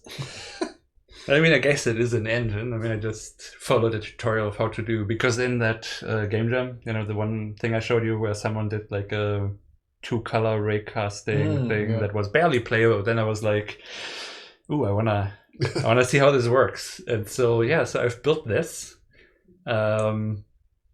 it's very cool. There's no 3D geometry anywhere. It's literally just math. Like, it's really all just math. You're just being like, okay, I'm on this grid. This is how long it is to the next cell. Is that a wall? Nope. Then we continue. Is that a wall? Nope. Then we continue. And then you say, okay, if it's that far away, then the wall must be scaled to this and this height. And then you draw that strip by strip, basically like column by column, screen column. You take a column of pixels. So tiles. What is this Excel? That's the tiled, why it's tiled like that, right? Yeah, so it is a tile-based thing. Like, I have like a simple 2D array that has like these values of what a wall goes where. And then you basically cast an array along every column of the screen. And you see when it hits a wall, and then you, through that distance that the ray traveled, you're like, oh, okay, this needs to be scaled to 10% of the screen. This needs to be scaled to 25%. And then you start strip by strip, and putting them next to each other suddenly looks 3D. But how do you do like the perspective, like from the ceiling and the floor? Okay, ceiling and floor, they also sort of work like that, but they're different. They are, there you go through row by row, and you figure out what cell you're in, and you also basically do basically just some math to figure out, okay, like where do I sample from this texture, and where do I repeat it and stuff. And so basically just the way it gets filled in is basically first the walls from left to right, single stripes that sort of add up to a wall. And then the ceiling and floor, I think the ceiling works from the last bit of wall that you drew in that strip up, and the floor from that down. And yeah, and I've managed to extend the thing. I mean, I did a lot of this by tutorial, because I don't understand 3D math that well. It's biting me in the ass now. But what I managed to do is like differently colored floor tiles. Which wasn't that hard to figure out, I guess. And also like having an open ceiling, that was important to me, that you can walk out. And just, adding that you have different walls and stuff, and so that you can make cool shit. And right now I'm trying to, because that was not part of the tutorial that I did, is after only covered basically this up to here, minus the different floor and ceiling tiles. And now I'm trying to figure out how to place a sprite in there. That's the problem. And that is the thing I'm stuck on. And I can actually quickly put that back in so we can see how badly I'm doing right now. That is the problem that we were talking about, that he hasn't slept for 2 days looking for this thing. Oh, yeah, you're working in JavaScript? Yes, this is all rendered on a canvas. It runs at like 200 frames per second. I limit them to 12, of course, but it's very fast. I think you can even use this stuff on a graphing calculator. I mean, that's what they did for the Wolfenstein and Doom, like when they didn't even have like 3D computers, and so they came up with this insane math that just goes through the columns and somehow paints something that looks like that. Right, because you're just mapping like every pixel, and then you send from the pixel probably. No, how do you do that? Well, it's not per pixel, it's per column, per pixel column. What do you mean with column though? Like every single. Okay. Like basically for the entire screen width, like this is a 320 by 200 canvas that is scaled up here, of course. But basically, for all 320 columns that it has, you go through it and you do them individually, and they just add up to this image.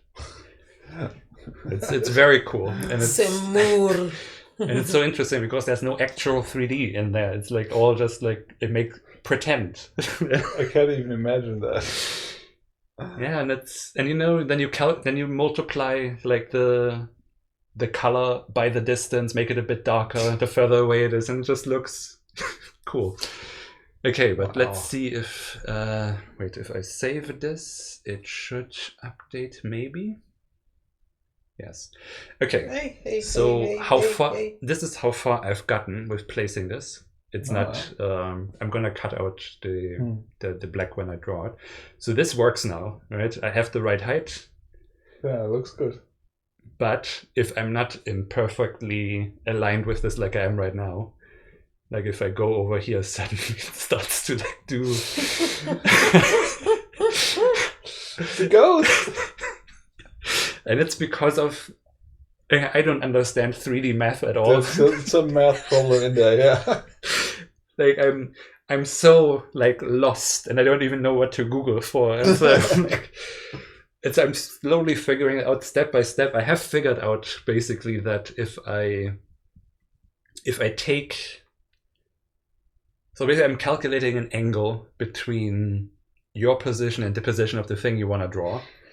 And you're looking at, because that's the thing, the other tutorial works in a different way, and I don't understand what they're doing, and I don't know how to I don't want to change everything. Yeah. Because they have a camera, a projection matrix, and all I have is a position and an angle.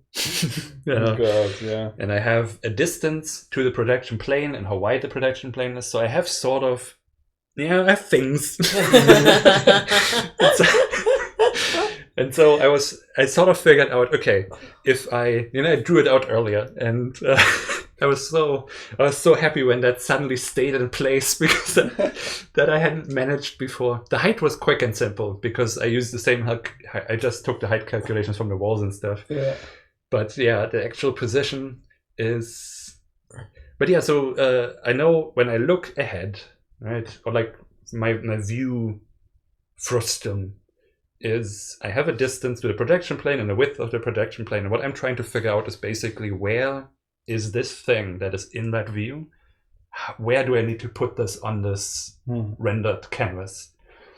And I know the angle between me and the thing, so I figured if I take the angle and I know how far, I basically know one of the sides, and I want to figure out this side, so not the hypotenuse but like the opposite.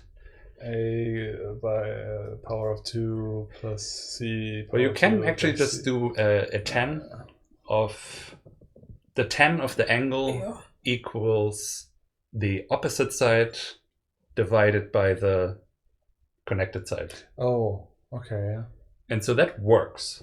But what that doesn't account for yet, and that's why it freaks out when I change what angle it is, it doesn't take into account what angle I'm looking at.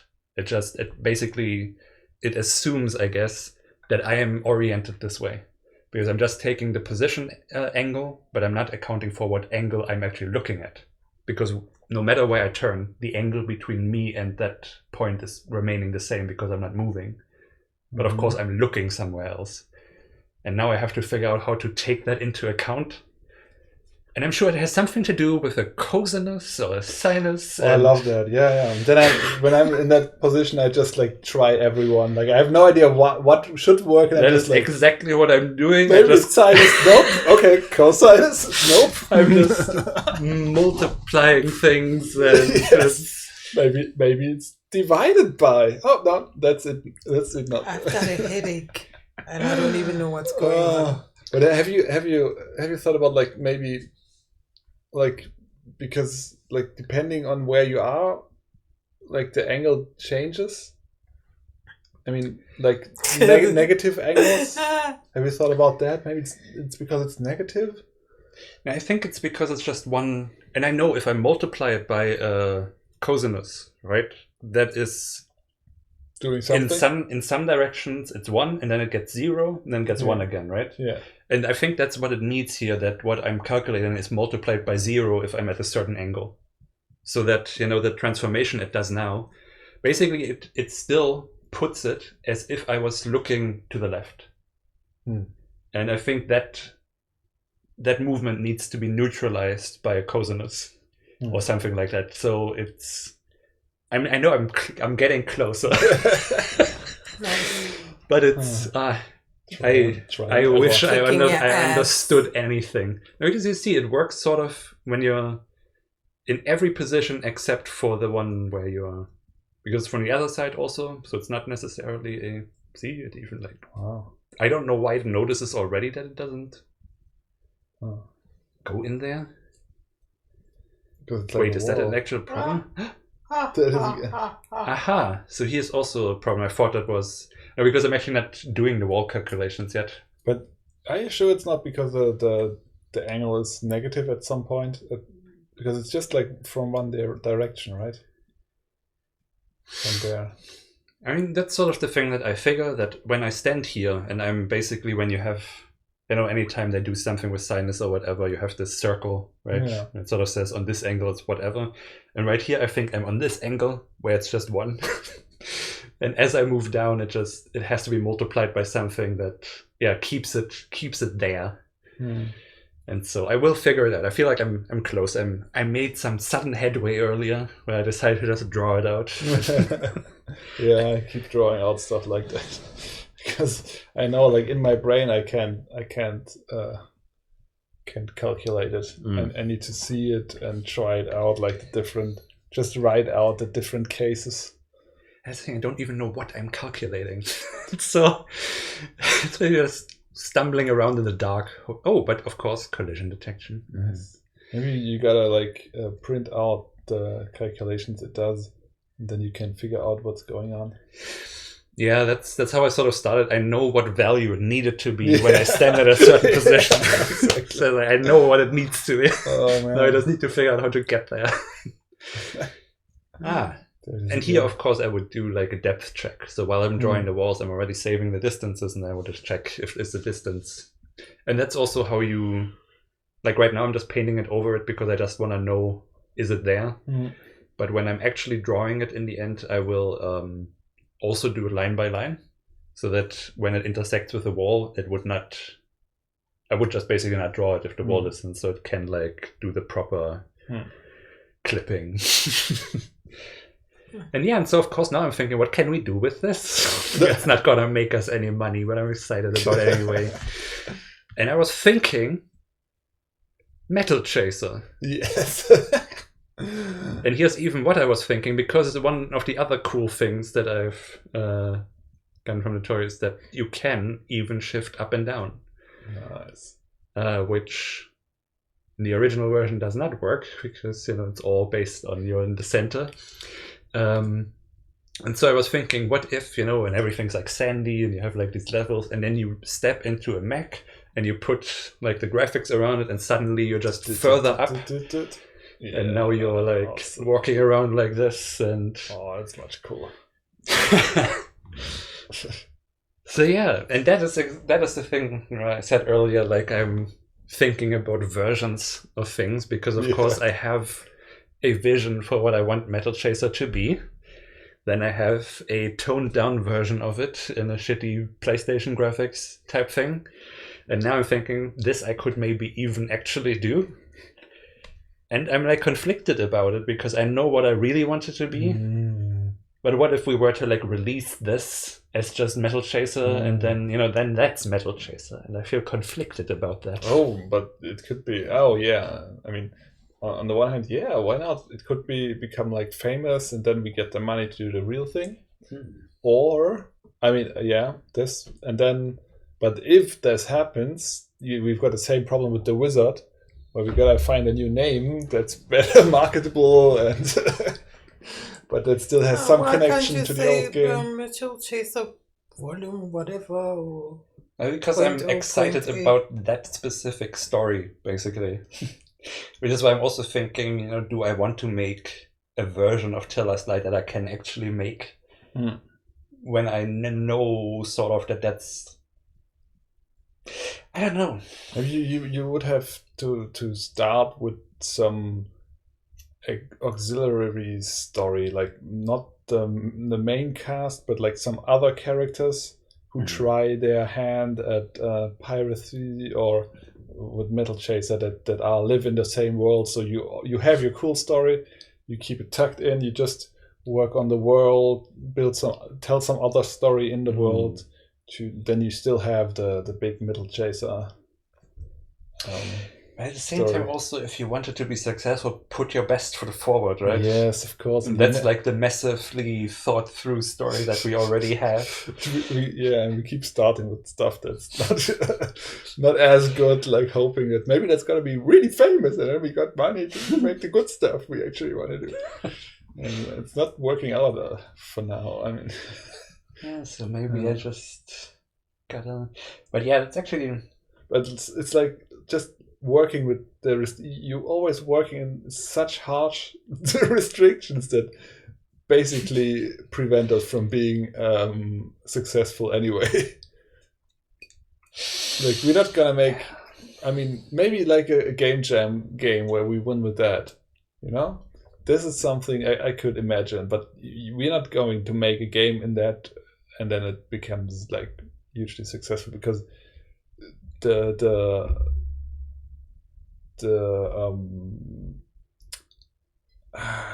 people will not look at this and go like immediately, I want to play that and tell my friends about it. You know, we need these early. Yeah, that's definitely true. At the same time, you know, if the game then was surprisingly like ridiculously awesome, you know, if we had Fallout 3 but this. Yeah. But Fallout 3 isn't good because it's like secretly, it's like it has been marketed and so on and so on.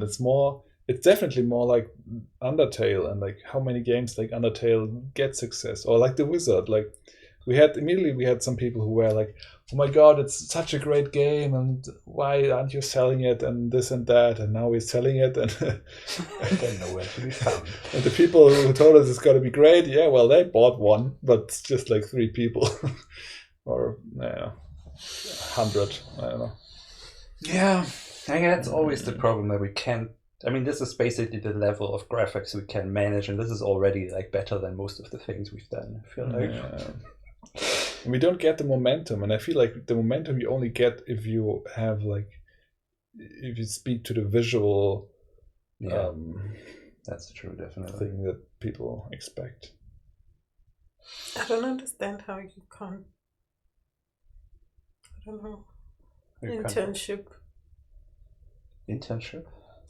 Yeah, a visual artist. Oh, because we don't wanna hire someone without paying them money. Motivate them to work themselves to the ground like we did, and then not have any success. I guess that's what we're afraid of. Also, have you checked out the game jam? What's the game jam that you? Yes. Yeah, why not have a look at that? Oh, it's already open. The Notice Me game jam. Notice Me, senpai. Is this the creep? Yeah, that's the creep. But just in case we win this, he's not a creep. We shouldn't say too many disparaging things for all the fans that then look up our latest video. No, he's fine. He's a bit. I don't understand him. He had his phase. He's growing up. I'm sure he's better now. Okay, he knows what he did. I don't know. Let's not get into it. Okay. Am I digging myself in? Yeah. Okay. Well, you're digging us in the process. delete. Yeah. So the theme is Then the Night Changed Everything. So an arcade game, I guess, where a certain change happens. So what's immediately what you think about? Minecraft. Oh, interesting. I think of Castlevania. Isn't that like when the night comes, it's like such a horrible night to die. I've never played it. Me neither, but it's just like through videos and stuff. Yeah, but Minecraft changes everything too. At night the zombies come. Yeah. The night I got pregnant. Oh yeah. Everything was under control. Then suddenly the day turned to night and everything changed. Tons of monsters appeared. Gravity was turned off. The controls were reversed. What changed? Well, that's boring description, but okay. Yeah, then the night changed everything. Then the controls were then the Russians attacked. Reversed. Yeah, fuck. Grim. I'm just thinking about eyes dilating. Yeah, but it's more the LSD that changed the night, right? Yeah, true. That's a nice one too. But though, if you're on LSD and it's like daytime, you're like happy and joy, and then the night comes, that does change everything as well. Stuff gets way darker and weirder. That's nice. My problem to begin with is that I don't know much about arcade games. So what makes a fun arcade game? Let's look at what they are looking for. So this is a theme. What do you want? Two games with the best cover image chosen by the judges. Get 1,000 US additional. Grab your tablets and get wrong. The top 4 games on challenging the top 4 games focused on a challenging, difficult, and hilarious mini game will be bought at 1,750 US. Why that? Each, in addition to the main prizes, time to create a rage moments. Okay, interesting. And then the top 10 games at once in a lifetime chance to be uploaded into physical arcade machines and played by thousands around the world. Talk about retro. Okay.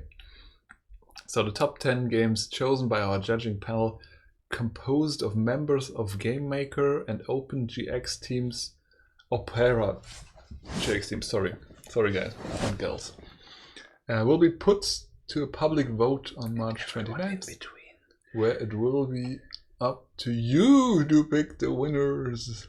What? So the top 10 games, and then you vote on who wins it. Yeah, public vote. Top 5 games will be revealed April 11th. PewDiePie will announce the winners in a video on his channel.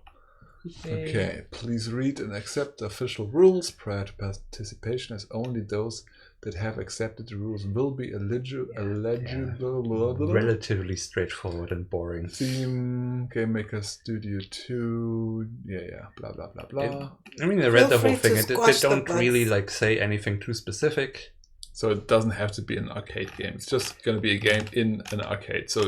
But you're limited to the input. That's somewhere, right? Yeah. You have directional and 4 buttons. But that's enough. We don't need more.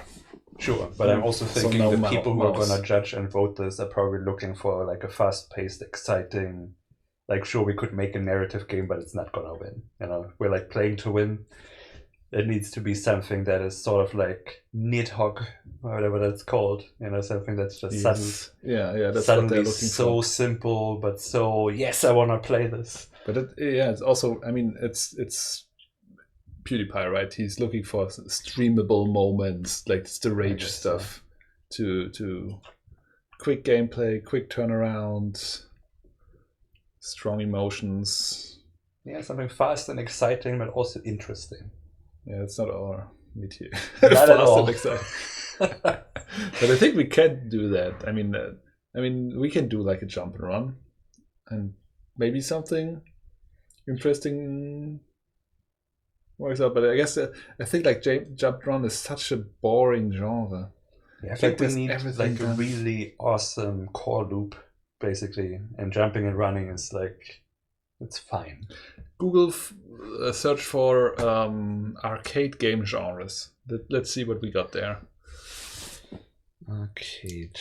Point and shoot. I mean, I do like that, the point and shoot stuff. What do we talk? The rails shooter, where the game moves on their own. You just have to shoot. I mean, that's pretty easy, and there are rage moments.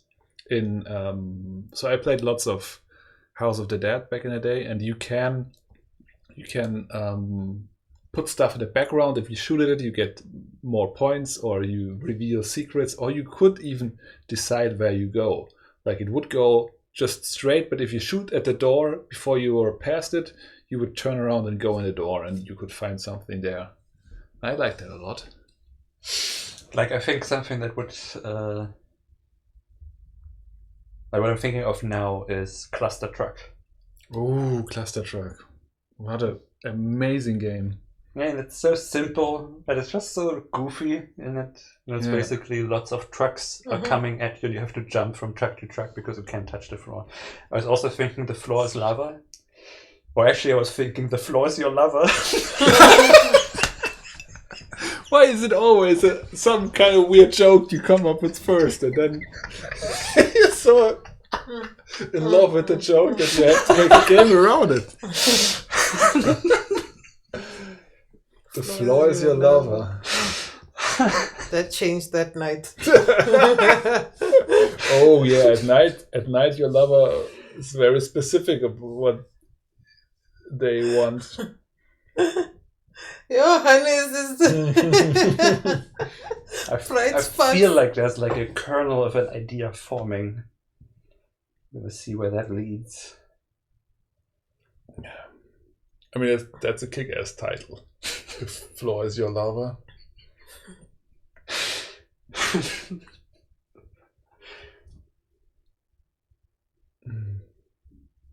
I was thinking, oh, okay. These are just games, but then what do you call that game again? Yeah, look at the arcade game, the Wikipedia page. That you press on the side. Oh, pinball. Yeah, not pinball. Tremendous to celebrate women. No, thank you. What?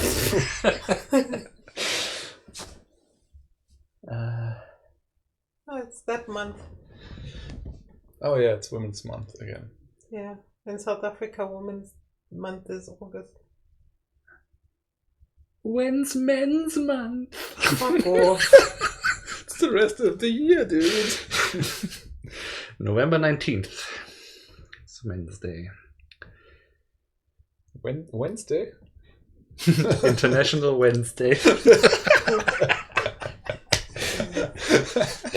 Would actually work. International Wednesday. When's Men's Day? When's Men's Day? When's Men's Day is also a good day. Oh God. Oh my God. Is that why Thursday is Sheila's Day? This is Sheila? Sheila's Day. I don't know that. Something to do with the Irish. And Sheila. It's a woman, Sheila. Oh, Yeah, it's I Women's Day. only know She-Ra. No, Sheila. I'm telling you, it's Women's Day.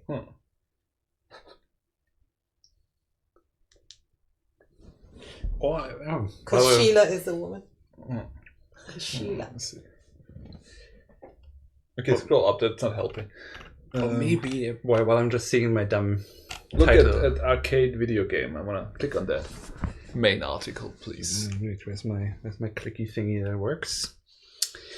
No, I'll give it to me. Give it. Oh, that. I'm gonna see if I can find what I'm looking for. Genres action. Okay, what do we have here? Increasing difficulty, easy to learn, difficult master, blah blah blah. Rubber band effect, music games, particularly rhythm games. Now we could do. Actually, yeah. I was looking at the game Into the Breach, which I love, and I thought like Into the Beat would also be, because I was looking for games that I could make a game that's almost sounds like that game. So we under in the Steam search, if people look for Into the, they get Breach, and above it underneath it is then Beat. How do these games work? Like, how does that? Have you ever played like the Zelda beat thingy or whatever that is? No, I've played Dance Dance Revolution. That's pretty awesome. I mean, you can play that with the but it's much more fun if you like jumping around. It's just like a Guitar Hero basically.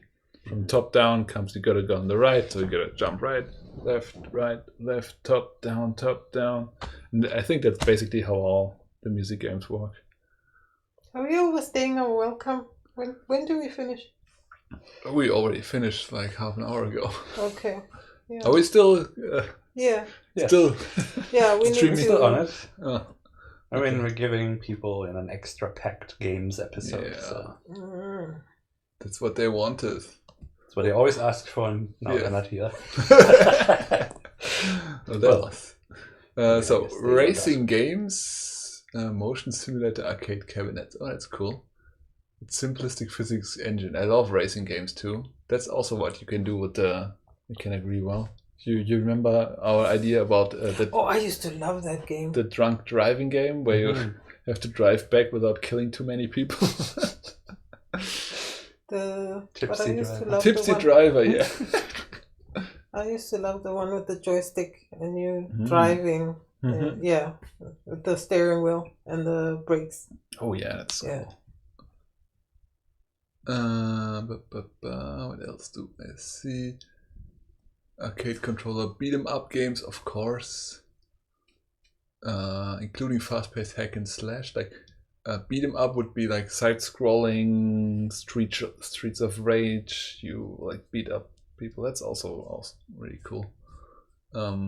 Fast-paced hack and slash, so that's probably more top-down. Gotta kill lots of people, stuff, thingies to light gun rail shooters. We talked about that. Bullet hell. That's when lots of bullets and you have to like navigate between them and shoot. Decreasing difficulty, but I hate them because they're not good at that. Combat flight simulators. That's cool. Sophisticated hydraulic motion simulator cabinets. Awesome. Learning curve. For instance, guys, Ace Combat. I guess they gotta be quick because obviously with the games you need to give the other person time to play and basically they want you to put more money in. The other person aren't really important. It's more like how many just people, you, how many how much you can play is there. Okay. Minds together. I guess we're gonna think about it. Yeah, let it marinate. Let's see if there's not 24 hours before the actual game, please. Who knows? That's sometimes where the best ideas come from. Stress and anxiety. The panicked last minutes. When you don't have the time to doubt yourself, you just gotta do. But I still think. Well, you still need to check for bugs and stuff. The bugs stay in, and that's why we lose all the time. They expressly say you can fix the bugs after submission. Nice. So we could have a chance then. Yeah, I guess we just need to come up with some fast, exciting, immediately hooking gameplay. The floor is your lover. I can still see that. Like it's a jump and run game where the floor is coming up. You gotta flee. Somehow you started like a love story with the Earth, and the Earth's like, oh yeah, well, it's getting night now, so let's get on it. But you don't want to get buried or something, and then you gotta jump up, and the Earth is trying to catch you. I love you, quicksand. Yeah, it's just like sending love rocks, like hard rocks that will just crush you. Love rocks. I mean, it could be if there was like a day-night cycle, right? That you have an actual person during the day, and when the moon comes up, they turn into lava. And it's rare lava. Then you have some sort of like, but also I feel like it should be like a very fast-paced and actiony jump and run thingy to like save them from their condition or whatever. Oh, you're looking for but then it's more like you're dating a werewolf. Yeah, kind of, just that they're lava. And the floor. But that part's gonna be rough to visualize. I think so much about this huge market of weird erotic fiction on Amazon, right? And I would so love to write stuff like that, but I know to do that I have to read it. And now I feel like I wish I would have read like 100 of these an object turns into your lover at night stories, because they're out there. Because then I would know how this works and what is exciting about it. I mean, haven't you played these weird mini games from this? Was he gay with like where you have to shift the car by Oh yeah. Just sure. What's Yes. his- Robert Yang, job. I think. Robert Yang, yeah. They're giving it a hand job. Yeah. Oh, You're giving the Yeah. car. Yeah. So something like that, maybe. Maybe he's just like in love with nature, and then at night the nature comes to love you back. Like an M. Night Shyamalan. Yes, exactly. Okay, let the people be. We okay. We fine. It was great. Sure. Yeah. I mean, as I was putting that into my stupid thoughts list, there was also still 18 Meals on Wheels. Maybe there's also something there that could be done with action. What, 80? 18 Meals on Wheels. 18 Meals on Wheels. So a more driving game where you have to deliver food to people. But 18 is it's fast paced, I guess. You just have the day to do it, and then at night you have to flee from, or you have to kill critters to. You're just driving down the highway, and you have to hit everything, and then you make a meal out of that for the people. Sorry. See, you don't want to stop this commotion? Oh, we kind of do, but it's tough. Okay, we're not gonna wait. Okay, well, I mean, come, let's say goodbye quickly. Yeah. Then you're already going, then we can. But yeah, so I guess we will do this again sometime. Yeah. Maybe we'll know by then if we want to do something or help them imprisoned here. Yeah. So, yeah. I remember something to talk about. Okay, go for it. No, just Fuck making you, fun of you. Okay, 1, 2, 3, bye. 1, 2, 3. Bye.